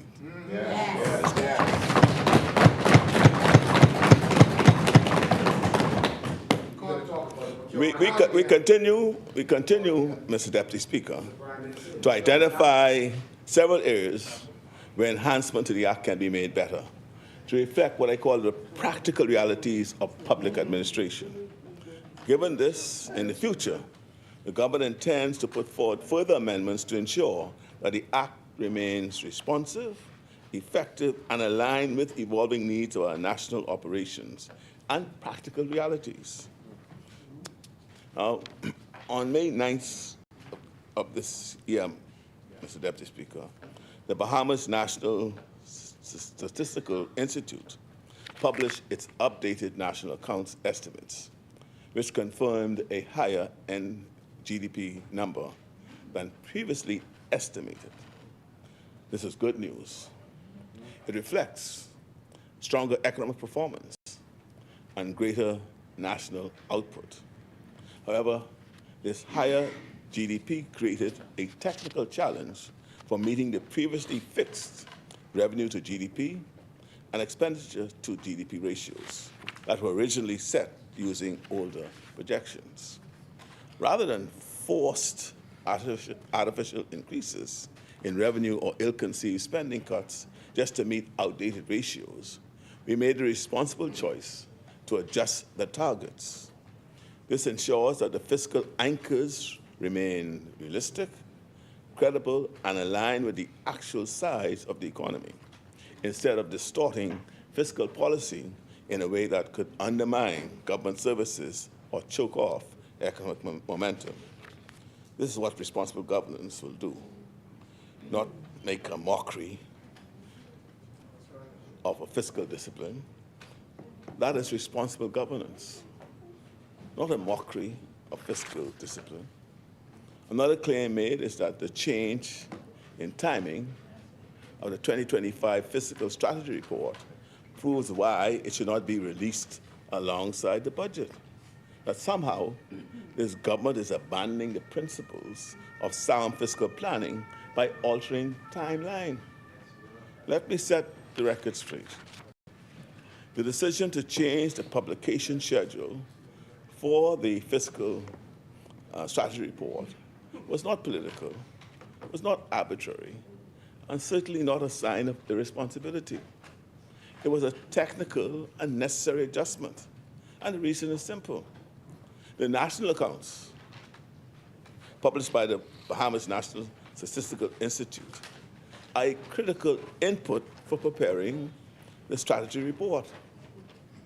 For the past 15 years, April's national accounts have been consistently released in accordance with the established publication schedule.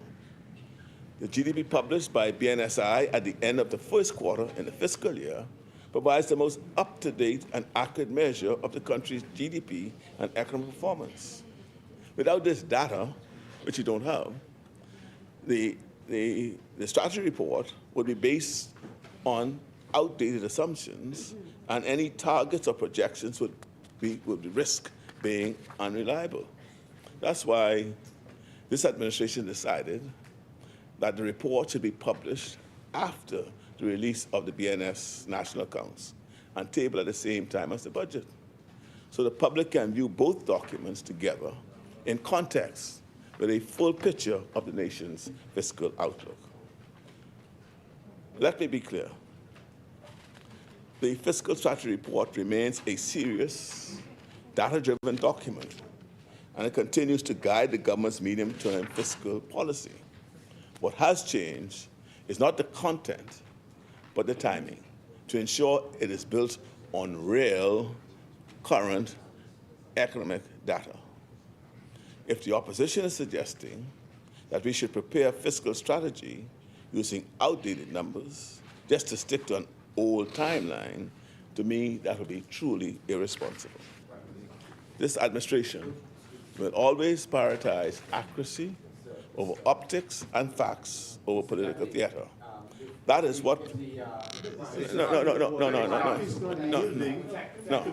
But he's not.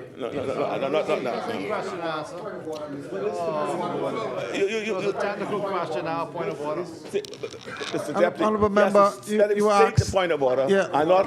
So you say you will ask a question. Yeah, I'm not going to. Ask a question.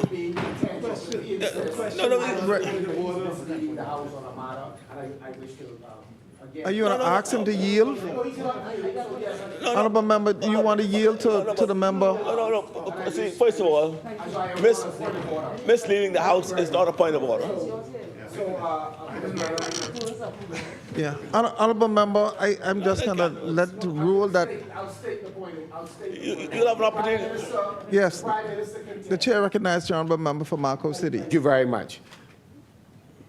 The Prime Minister contends that they are relying on the numbers from the Statistical Institute, and that they are seeking to give the public an opportunity to benefit from those numbers, and they are able to look. They are able to look at that report along with the Fiscal Strategy Report, and they are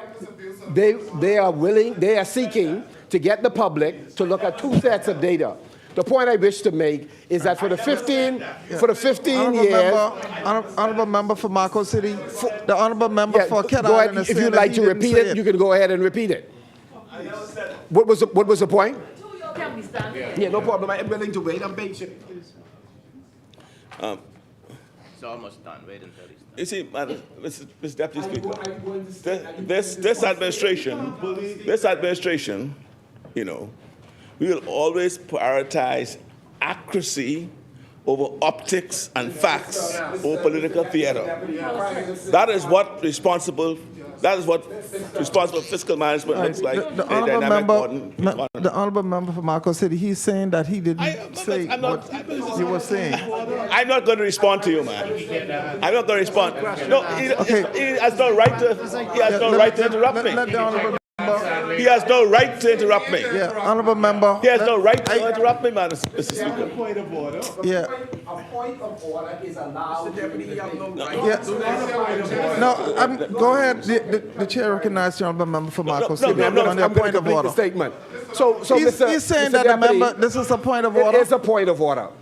It is a point of order. So, through you, Mr. Deputy, the Prime Minister seeks to give the public the impression that the reason they changed the date of releasing the fiscal strategy report is because for 15 years that institute or the forerunner to that institute released their data in April. What we have been saying all along is that one of the reasons you release a fiscal strategy report. Honorable member, yeah, I would like for you to be brief on your point of order so we wouldn't have so no delays. Order, members, order. You're only delaying things by screaming and shouting in here.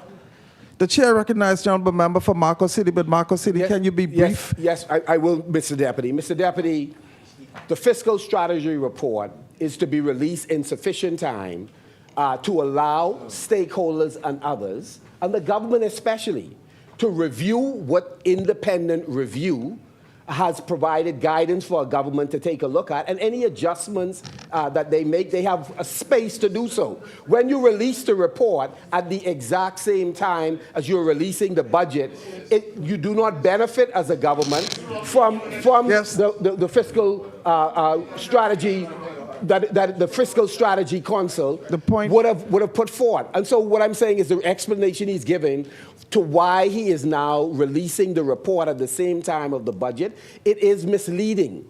And he ought not make that point because it's not accurate.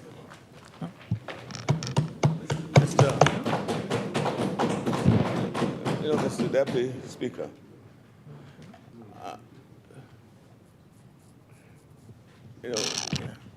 we have been very lax. Honorable members, before I go on, we've been very lax. Let me finish, honorable member.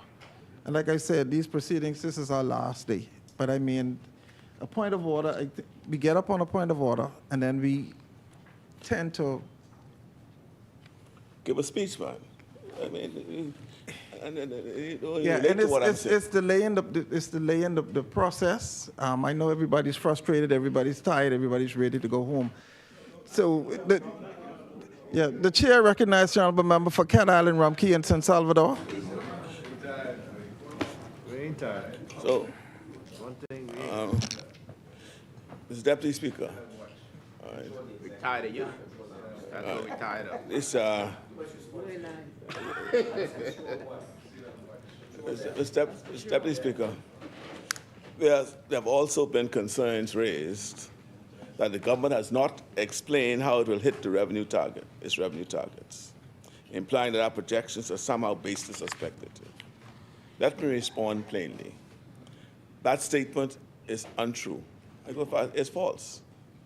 This government has projected steady, responsible increases in revenue from $3.9 billion in fiscal year 2025-2026 to $4.6 billion in financial year 2028 to 2029. And these projections are not pulled from thin air. They are backed by concrete policy actions outlined clearly in both the budget communication and the 2025 fiscal strategy report. The revenue growth is rooted in a wide-ranging reform agenda focused on enhancing tax administration and improving compliance across key revenue sectors and streams. Our Revenue Enhancement Unit has identified significant revenue leakages, and we are closing those loopholes. These include full implementation of the new online tax administration system to improve registration, filing, and enforcement for VAT, business license, and other domestic taxes. Increased audit coverage and targeted VAT enforcement, especially in high-end real estate and high-risk sectors. The establishment of a large tax unit has enhanced relationship between management and tax payments from large taxpayers. Establishment of the domestic minimum top-up tax under Pillar 2 of the OECD G20 framework to ensure that large multinational entities contribute a minimum level of tax. And specific revenue initiatives tied to private cruise destinations where operators are required to contribute directly to local infrastructure and conservation efforts. These are not promises for the future. They are already being implemented, and we are already seeing measurable improvements in collections. So when the opposition says we have not said how we will meet our targets, either they're not reading the documents or they're choosing to misconstrue them. Both. Both? This government has been transparent. Fiscal strategy report outlines the path. The budget details the execution. And our institutions are delivering the results. This is not guesswork. This is solid, effective governance. The member of East Grand Bahama described the government's reporting of arrears as glaring and deeply troubling. Let me clarify what is being reported. Unpaid invoices refer only to outstanding payments at the end of December 2024. Conversely, arrears refer to obligations carried from the last fiscal year, financial year 2023 to 2024, and earlier. The 1.7% of GDP figure, equivalent to approximately 269 million, includes both unpaid invoices and arrears combined. Now, based on the government's cash budgeting practices, the vast majority of unpaid invoices are less than 3 weeks old. Typically, the government settles invoices within 2 to 3 weeks after the commitment has been finalized, meaning by the time the request for payment reaches the Treasury. In fact, unpaid invoices range between 1 day to 90 days old. Therefore, the 269 million, while it may seem large in total, represents on average less than 3 weeks' worth of payments across the entire government. Far from hiding these obligations, this administration has taken a responsible and transparent approach. We report them in the national accounts. We publish the data publicly, and we incorporate their gradual settlement into our medium-term fiscal framework. Unlike past administrations, we are not sweeping them under the rug. We are confronting them head-on. This administration has taken a deliberate and responsible approach to fully report, transparently account for, and strategically settle arrears. Unlike previous governments, we are not sweeping these liabilities under the rug or hiding them in footnotes. We're including them in the national accounts, publishing them openly, and incorporating their gradual settlement within our medium-term fiscal framework. The presence of payables and arrears do not negate the fiscal surplus projections in this budget. For the sake of clarity, let me repeat what a surplus budget means. A budget surplus is simply having more income than expenses during a specific period, such as a fiscal year, because it is through generating surpluses that we create the fiscal space needed to sustainably and strategically reduce those outstanding obligations. Moreover, we are addressing the root causes of arrears through enhanced commitment control, public procurement reform, digitized expenditure tracking, and a strict policy against carrying forward unpaid obligations without proper accounting. So to those who claim we are hiding something, I say this. Transparency is not a weakness. It is a sign of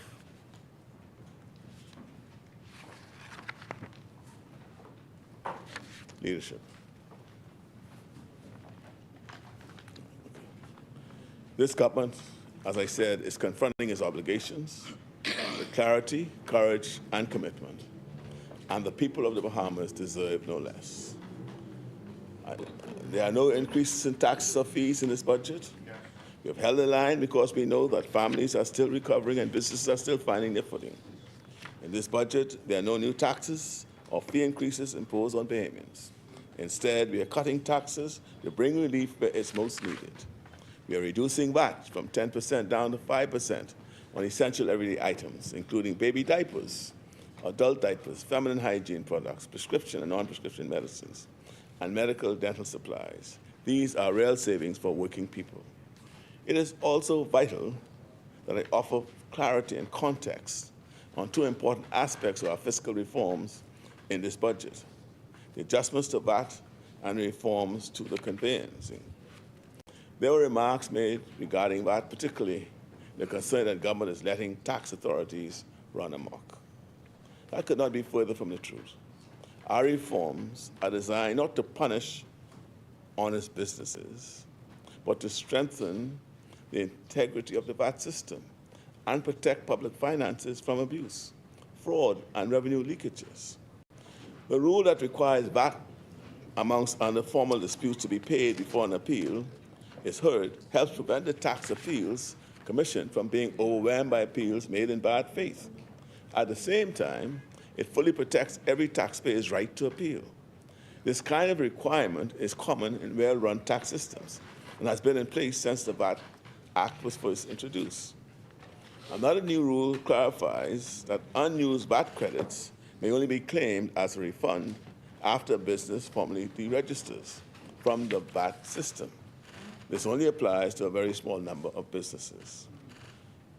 Concerns have been raised regarding the timeliness of VAT refunds to businesses. It is important to note, however.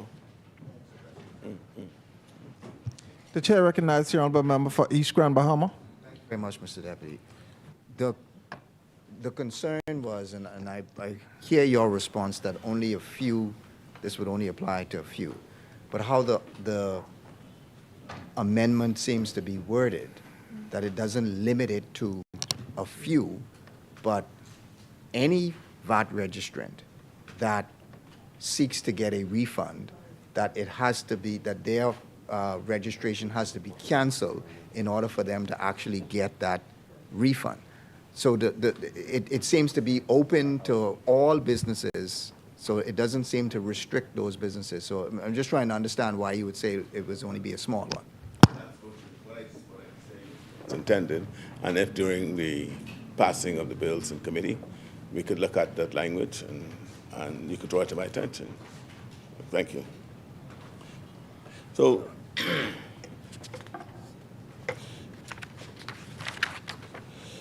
another comment which was made was that changes to the VAT and other tax-related legislation accompanying this budget are reinforcing the belief that the government is focused on designing systems that make it more difficult for tax-compliant businesses to invest and grow. This is not true. The government tax reforms are not designed to hinder growth, but to ensure fairness, transparency, and compliance across the board. Far from discouraging investment, these changes are leveling the playing field so that honest, tax-compliant businesses are no longer competing against those who evade their obligations. The VAT Act was amended to restrict input VAT deductions for major construction unless it is involved in a taxable property supply. There was commentary made that this would undermine economic growth and construction jobs. This adjustment to VAT on construction projects exceeding $1 million is not a burden on the average Bahamian. This does not impact the common man who is simply trying to make ends meet, build a modest home, or support their family. This measure is targeted at individuals and entities undertaking large-scale developments or those with the financial capacity to invest in projects valued at over $1 million. These are not everyday transactions. These are high-value investments, often by those in a significantly stronger financial position. By making this adjustment, we are ensuring that our tax system is more equitable, where those who can afford to contribute more do so, because everyone is contributing in one form or another. Mr. Deputy Speaker, one of the significant challenges the government continues to address is the proper administration of VAT in property transfers. To strengthen compliance and ensure fairness in this area, we have implemented several key measures. Realtors are now jointly liable for the payment of VAT on property transactions. Mandatory reporting by realtors on all property transfers has been introduced. Expanded investigations into declared property values are underway to ensure the government receives its fair share of revenue. And stricter oversight will be applied by amendment to the VAT Act on property transfers conducted by way of sale of shares of foreign companies. The chair recognizes the honourable member for East Grand Bahama. This relates to the comment about the over $1 million construction projects. I'm sure that is another issue that we will have with it.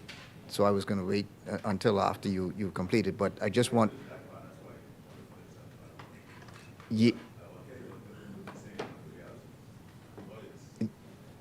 And that part, we expected that you would actually bring an amendment to that because lawyers have had an issue with what was raised.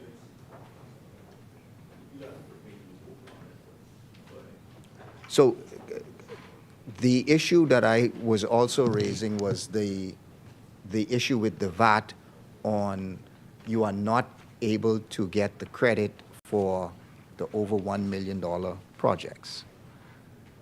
I don't accept that that would only apply to a small number of persons because for a number of projects, Bahamian projects, that are very, very important to the community, that may be schools, it may be other business complexes that are over $1 million, because over $1 million nowadays is not that difficult to achieve. But that puts those projects in a disadvantage because those companies are not able to have that VAT credit. So, and that applies to Bahamians. I mean, Bahamian businesses who are seeking to invest in the community. So I'm trying to understand the justification for doing that and that not affecting these companies' ability to move forward with these projects. It disincentivizes them to move forward with these projects. I hear the observation, and one of the points I make here is that anyone, Bahamian or otherwise, who is engaged in a large project, first of all, the large developers program is still in place. They could take advantage of that, and any investor could take advantage of that program. Right, and in the instance of anyone who's in that category has the financial strength to deal with the issue of having to pay VAT. And so you say it's a disincentive. I don't think there'll be a disincentive. Yeah, but when we look at the language, you could help me correct it then. You see, you know the mischief. Okay. Okay. No, well, since you know, yeah. I think we could solve that by dealing with specific problems as opposed to. Well, we could look at it. We look at it in committee then. Yeah. I have no problem looking at it in committee. Now, you had something to say about the realtors, because and the lawyers, because lawyers fees are caught up in this as well. I don't know whether you noticed the other day that there was a court decision in respect to a transfer of property of over $50 million. the consideration was $50+ million. And this happened about 2 years ago. We're yet to see in our system, to the state, they've been trying to discover whether VAT was paid on that. And there's so many like that. And so that's the mystery we're attempting to. And I think I have the answer. When you see the movements, we could talk about it. Okay? And the movements we talk about. Yeah, I think I'll let you have them. I think we'll break for about an hour, come back, we'll share the movements before we go. And your folks are happy with who objected to it? They're happy. Look, lawyers and realtors, you think they'd be happy? We're just putting an obligation on them, just as we'll put an obligation on a bank to ensure that real property tax would be paid. We want to put an obligation on realtors and lawyers, right, to ensure that what is due to the government is paid. We'll talk about it. Committee. I'm happy that you accept that. Committee, man. Student committee. Yeah, okay. Now, we'll talk about that. You know, now the deputy leader, you say we're trying to confuse the people? We're trying to swing them? That's what you say? You know, there's no need to swing public opinion, to believe that the Bahamian economy is on the rise. You don't have to swing them on that. The facts speak for themselves. We are witnessing historically low rates of inflation and unemployment. The numbers don't lie. This means that the cost of living is beginning to stabilize, and more Bahamians are securing meaningful employment.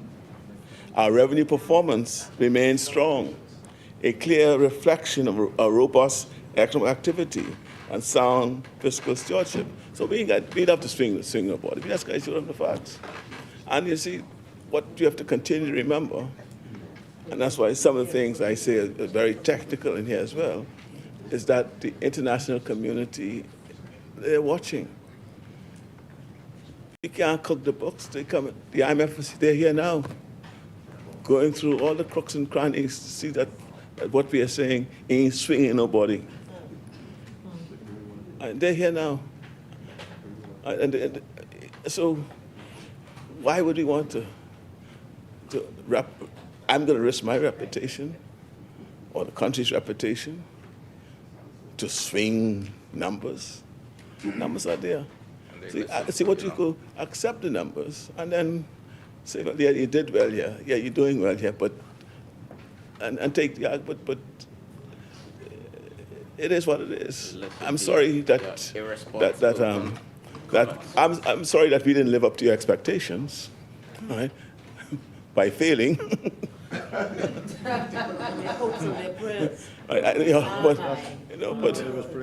But these hands don't work on things to fail. So our revenue performance, as I said, remains strong. It's a clear reflection of a robust economic and sound fiscal planning. Tourism is the very lifeblood of our economy, and that is thriving. Visitor arrivals have reached record levels, underscoring the continued global confidence in the Bahamas as a premier destination. While we do see a shift from stopover visitors to cruise visitors, this evolution of our tourism product does not signal a decline in economic impact. On the contrary, the growth and scale of the cruise industry positions us to sustain and even grow overall visit expenditures, ensuring continued benefits for our economy. At the same time, we are making commendable strides in reducing our national debt and fiscal deficit.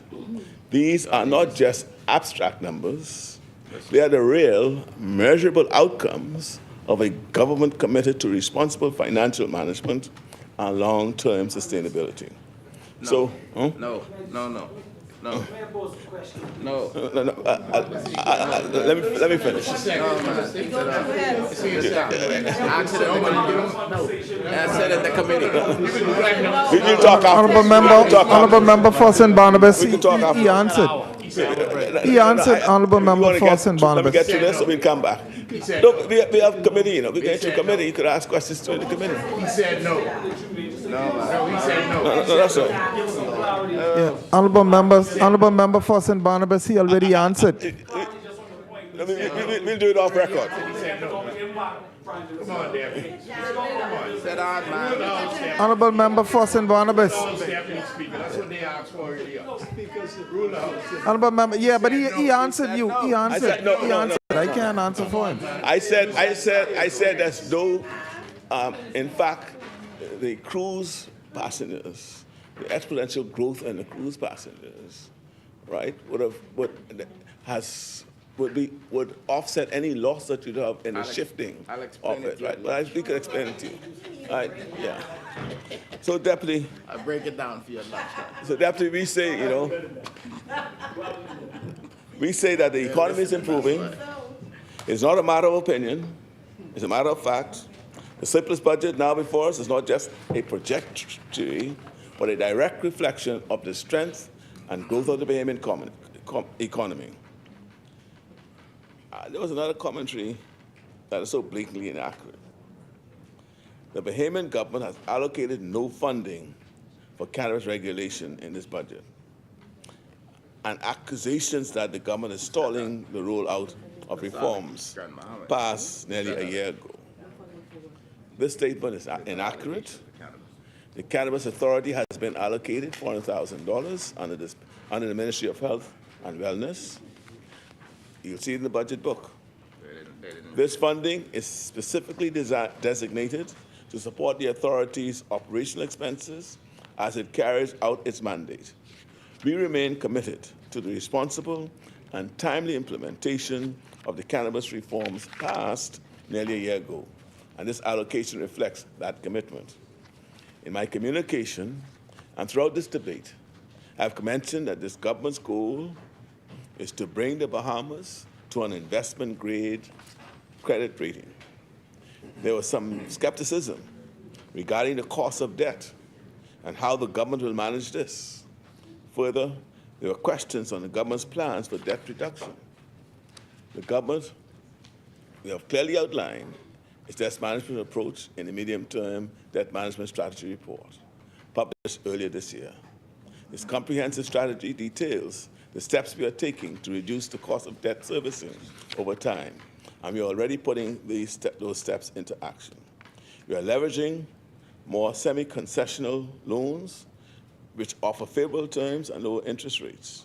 We have also engaged in innovative transactions, such as the debt conversion for marine conservation, which aligns fiscal responsibility with environmental stewardship.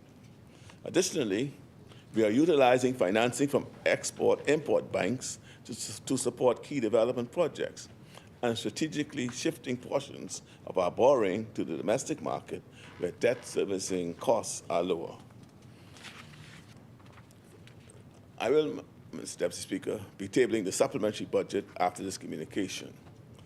The primary purpose of the supplementary budget is to account for the offsets approved during financial year 2024-2025. The supplementary budget will facilitate the reallocation of funds in the amount of $16.1 million from capital expenditure to recurrent expenditure. Since this is a reallocation of expenditure, the total expenditure figure remains the same as estimated in the original budget. This brings the total revised recurrent expenditure to $3.28 billion and the capital expenditure to $328.4 million.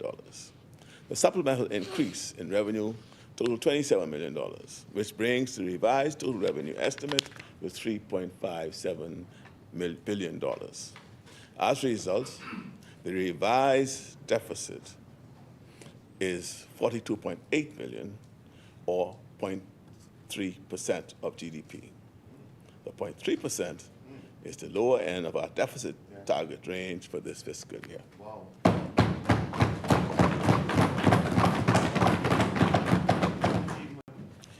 every corner of this country, you can feel the stirrings of progress.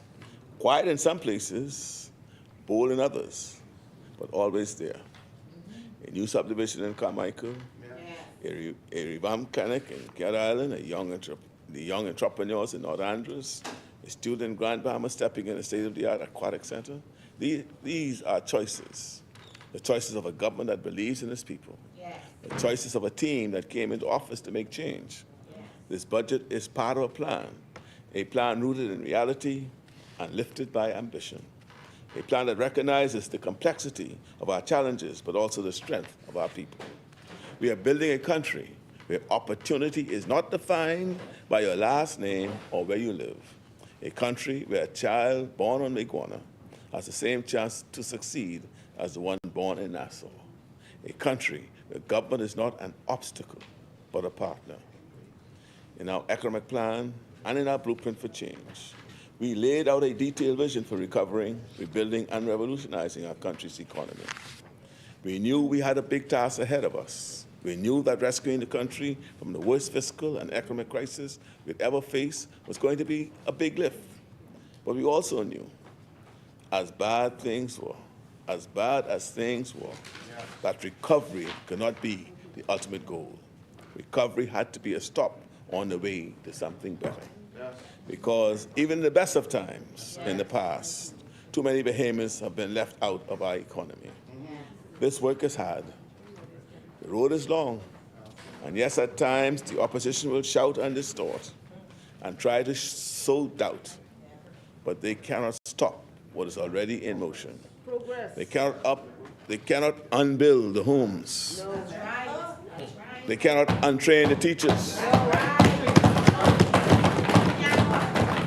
They cannot unlight the homes or unhope the people. We are on the right path.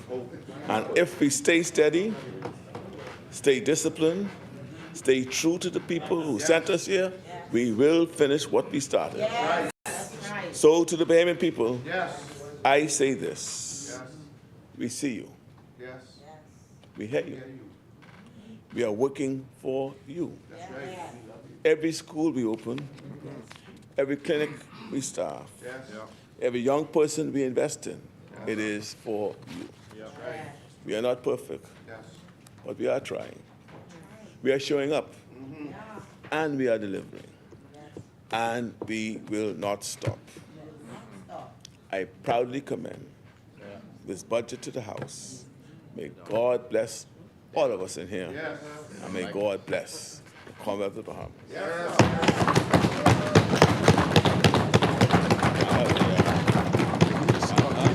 These are 17 agreements that we brought to the day. You want to table them now? Yeah.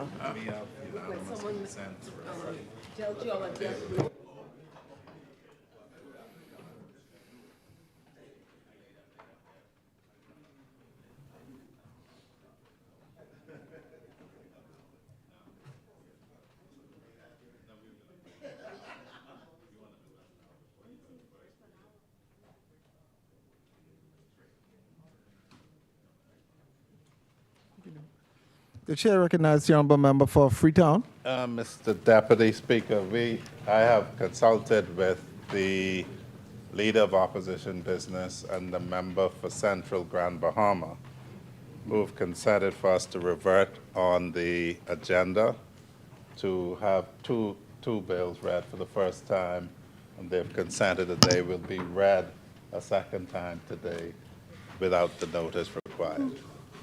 Sorry? Yeah, so you were gonna, sorry? Yeah, or you wanted to table your stuff, right? Yeah, okay. Yeah, Mr. Deputy Speaker, I beg leave to have read for the first time a copy of the following: a bill for an act for the appropriation of further diverse sums of money for and towards defraying the expenses of the government of the Commonwealth of the Bahamas during the fiscal year commencing 1st July 2024 and ending 30th June 2025.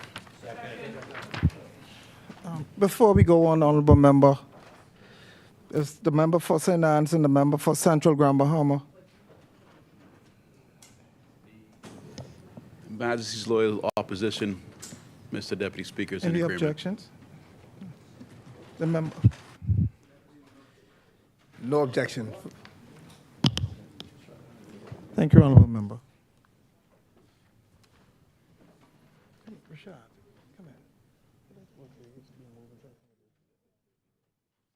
It has been moved and seconded that the bill be read for a first time and committed.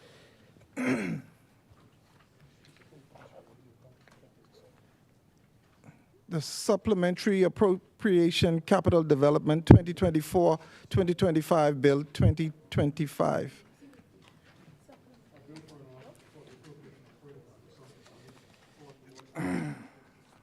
Wealth of the Bahamas during the fiscal year commencing 1st of July 2024 and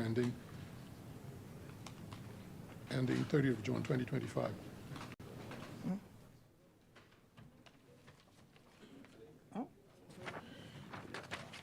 This is signature.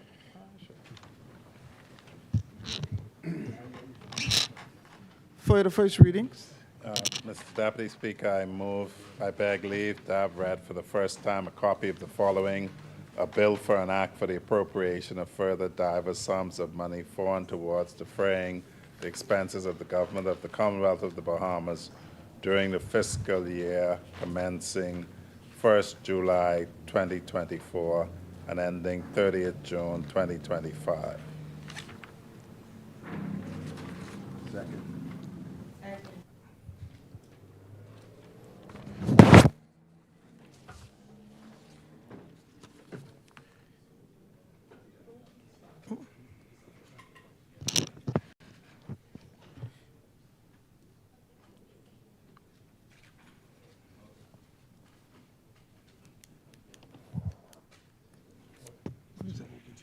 It has been moved and seconded that the Supplementary Appropriation Revenue Account Expenses 2024-2025 Bill 2025 be read the first time and table.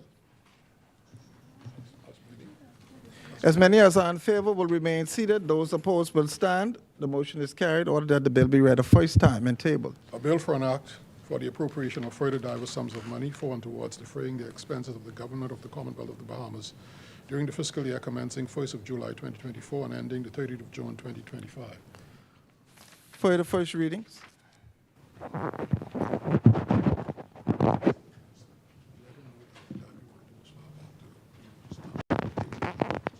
Yes. Mr. Deputy Speaker, we beg leave to table documents by the member for Elizabeth and yourself. Yeah. And the, yeah. Yeah, you can do it now. And the Honorable Prime Minister, as he indicated he would. The honourable member for St. Anne's, do you have any objections? Not on this. Thank you. The honourable member for Central Grand Bahama, any No, objections? No objection. Thank you, honourable member. The chair recognizes the honourable member for Elizabeth. Thank you, Deputy Speaker.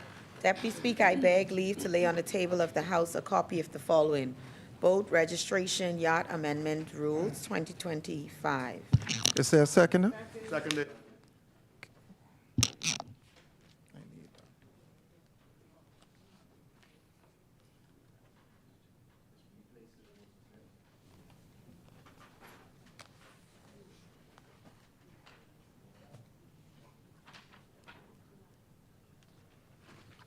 Order that the documents to lie on the table.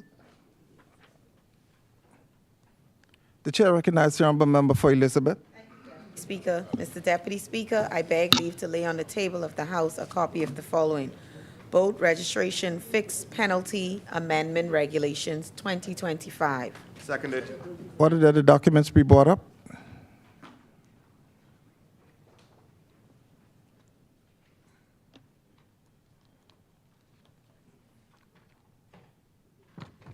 Order that the documents to lie on the table.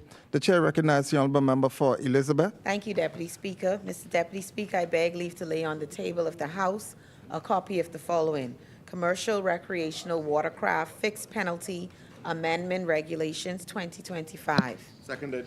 Order that the documents be brought up.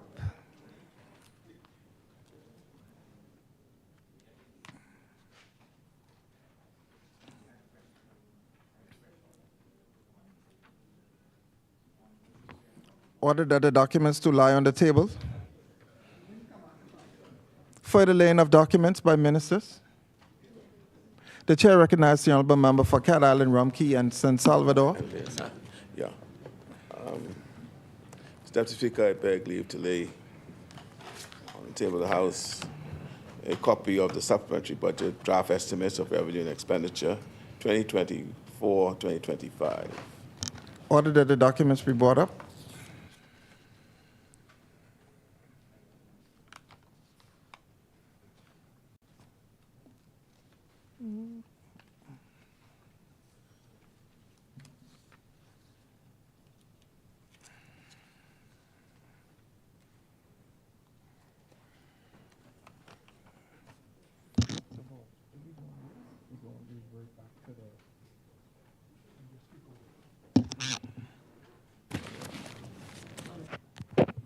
Order that the documents to lie on the table. Further laying of documents by ministers. The chair recognizes the honorable member for Cat Island, Rumkey, and San Salvador. Yeah. As indicated during my closing remarks, Mr. Deputy Speaker, I beg leave to lay on the House a copy of a power purchase agreement between Madeleine Solar Power Limited and Bahamas Power and Light Limited. Order that the documents be brought up.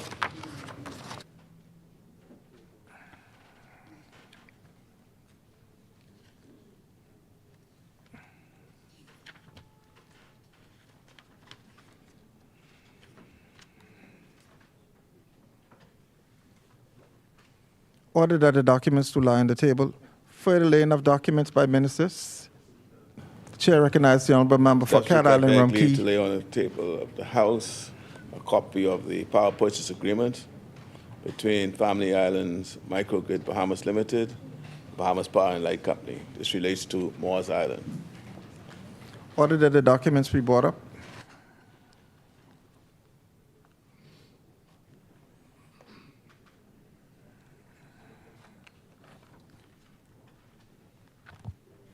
Order that the documents to lie on the table. Further laying of documents by ministers.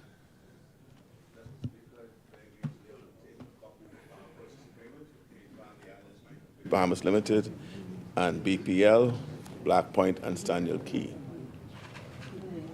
Order that the documents be brought up.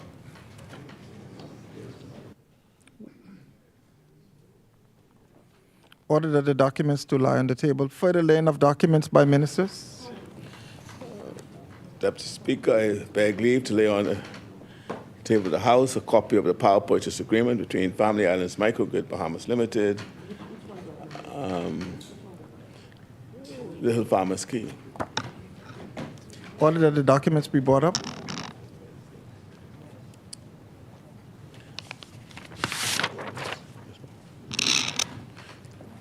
Order that the documents to lie on the table. Further laying of documents by ministers. Mr. Deputy Speaker, beg leave to lay on the table of the House power purchase agreement, Family Island Microgrid Bahamas Limited and BPL, Harbor Island. Order that the documents be brought up.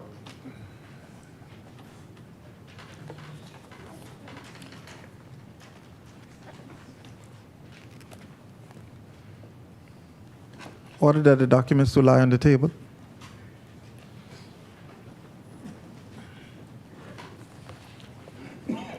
Deputy Speaker, I beg leave to lay on the table of the House a copy of a power purchase agreement between Family Islands Microgrid Bahamas Limited and BPL Bimini. Island by island. Order that the documents to lie on the table. Further laying of documents by ministers.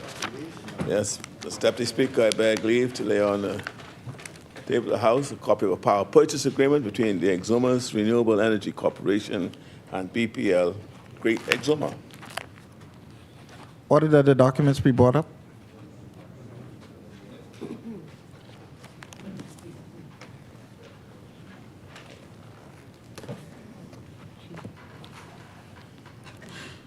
Order that the documents to lie on the table.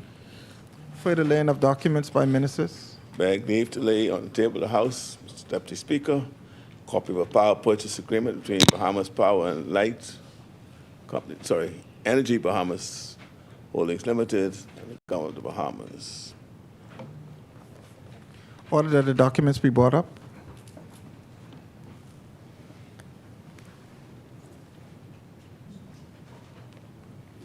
Order that the documents to lie on the table. Further laying of documents by ministers. Beg leave to lay on the House power purchase agreement between Madeleine Solar Power Company and Bahamas Power and Light.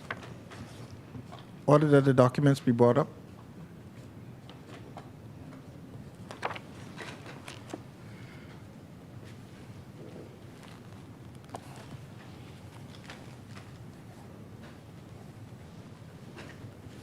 Order that the documents to lie on the table. Further laying of documents by ministers.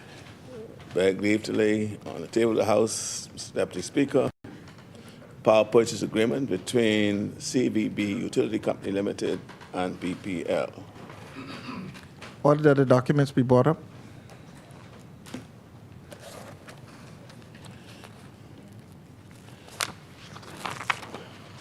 Order that the documents to lie on the table. Further laying of documents by ministers. Mr. Deputy Speaker, beg leave to lay on the table of the House a copy of power purchase agreement, Eco Energy Bahamas Limited and BPL. Order that the documents be brought up.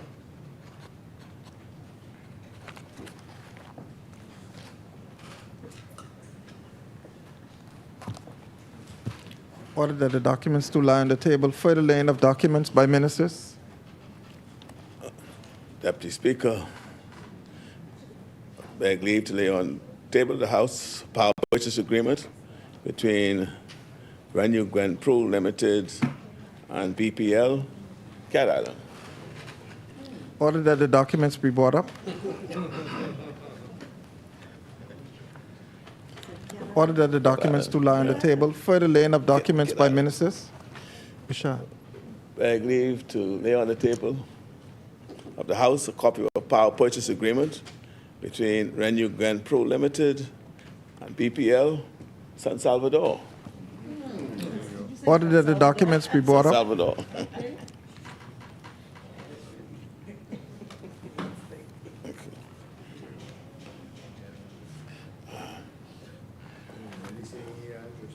Order that the documents to lie on the table. Further laying of documents by ministers.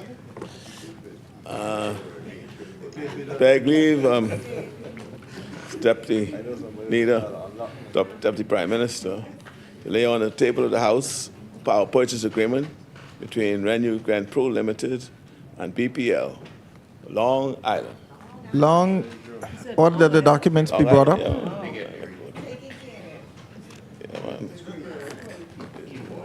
Order that the documents to lie on the table. Will never be forgotten again. Never, never, never. Never.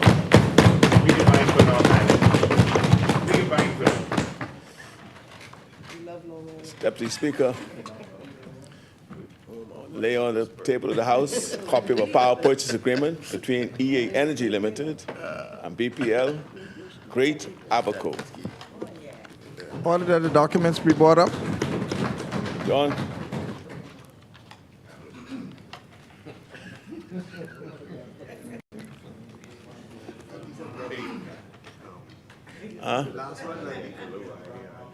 Order that the documents to lie on the table. That coming soon. Just wait and see. That coming soon. It's like a lottery pick.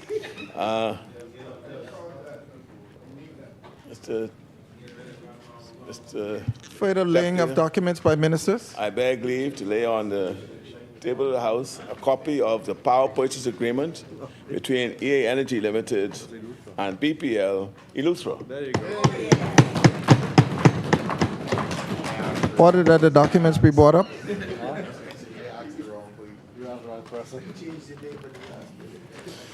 Okay, that's it, eh?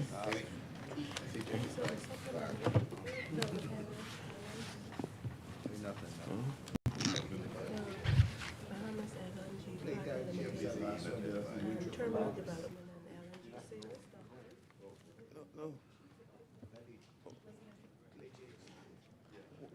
Why have the ladies on the table?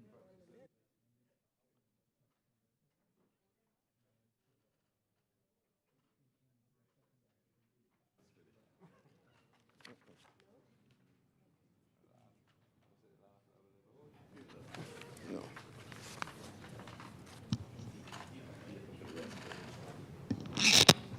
Order that the documents to lie on the table. Further laying of documents by ministers.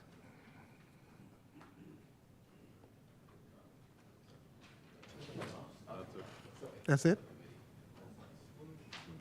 No, That's it?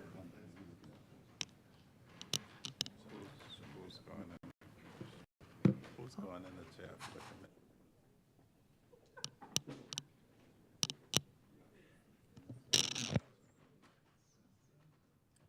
Mikhail.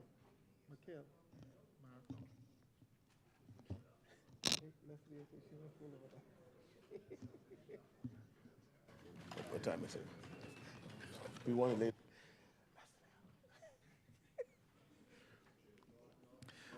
Further laying of documents by ministers. So we come back.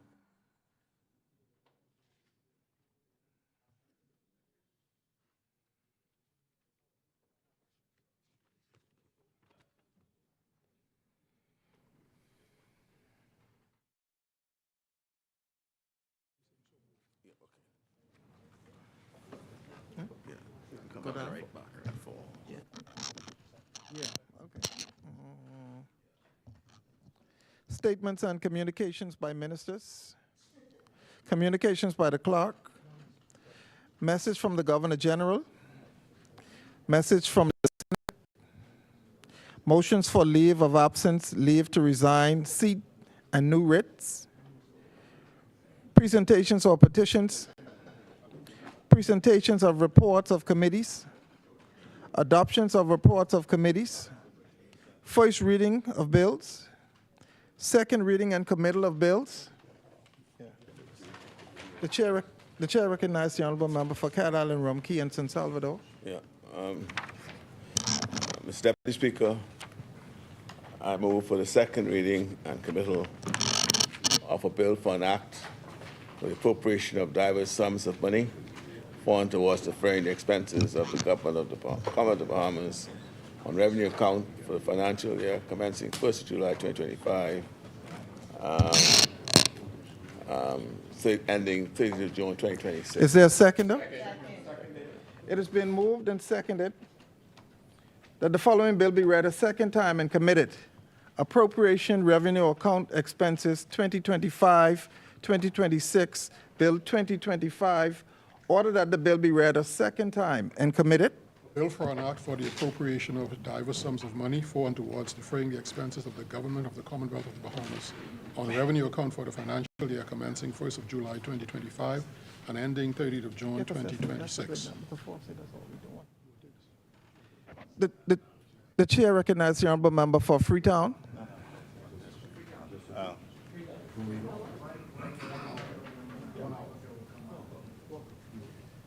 What time? I'll come back and I'll read the rest. The chair recognizes the honorable member for East Grand Bahama. Thank you, Mr. Deputy. A number of the bills we have some serious issues with, but we understand that you may be amending them. But we are voting on them now. So, no, we going into committee. no. I'm saying we are voting on the second reading now. Right. But it give us the. Having been read for the second time, we'll suspend for an hour, come back for the second reading of the balance of the bills, after which time we would move for the House to dissolve into the Committee of the Whole, where we will deal with them and the heads.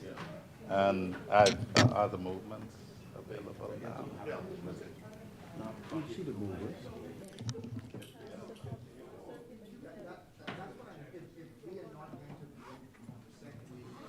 To come back, that's fine. We just want an opportunity to see the amendments. That's all. The chair recognizes the honorable member for Freetown. And so, Mr. Deputy Speaker, I move that the House do now suspend business until 4 p.m. It has been moved and seconded that the business of the House stands suspended until 4 p.m. As many as are in favor will remain seated. Those opposed will stand. The motion is carried. The business of the House stands suspended until 4 p.m. All rise!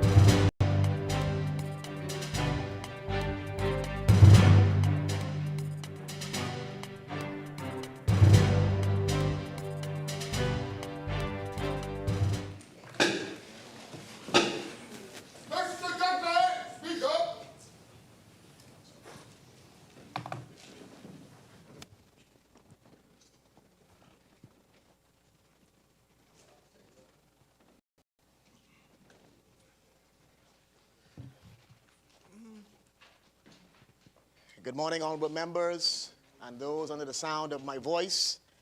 Today in our Moments of Impact segment,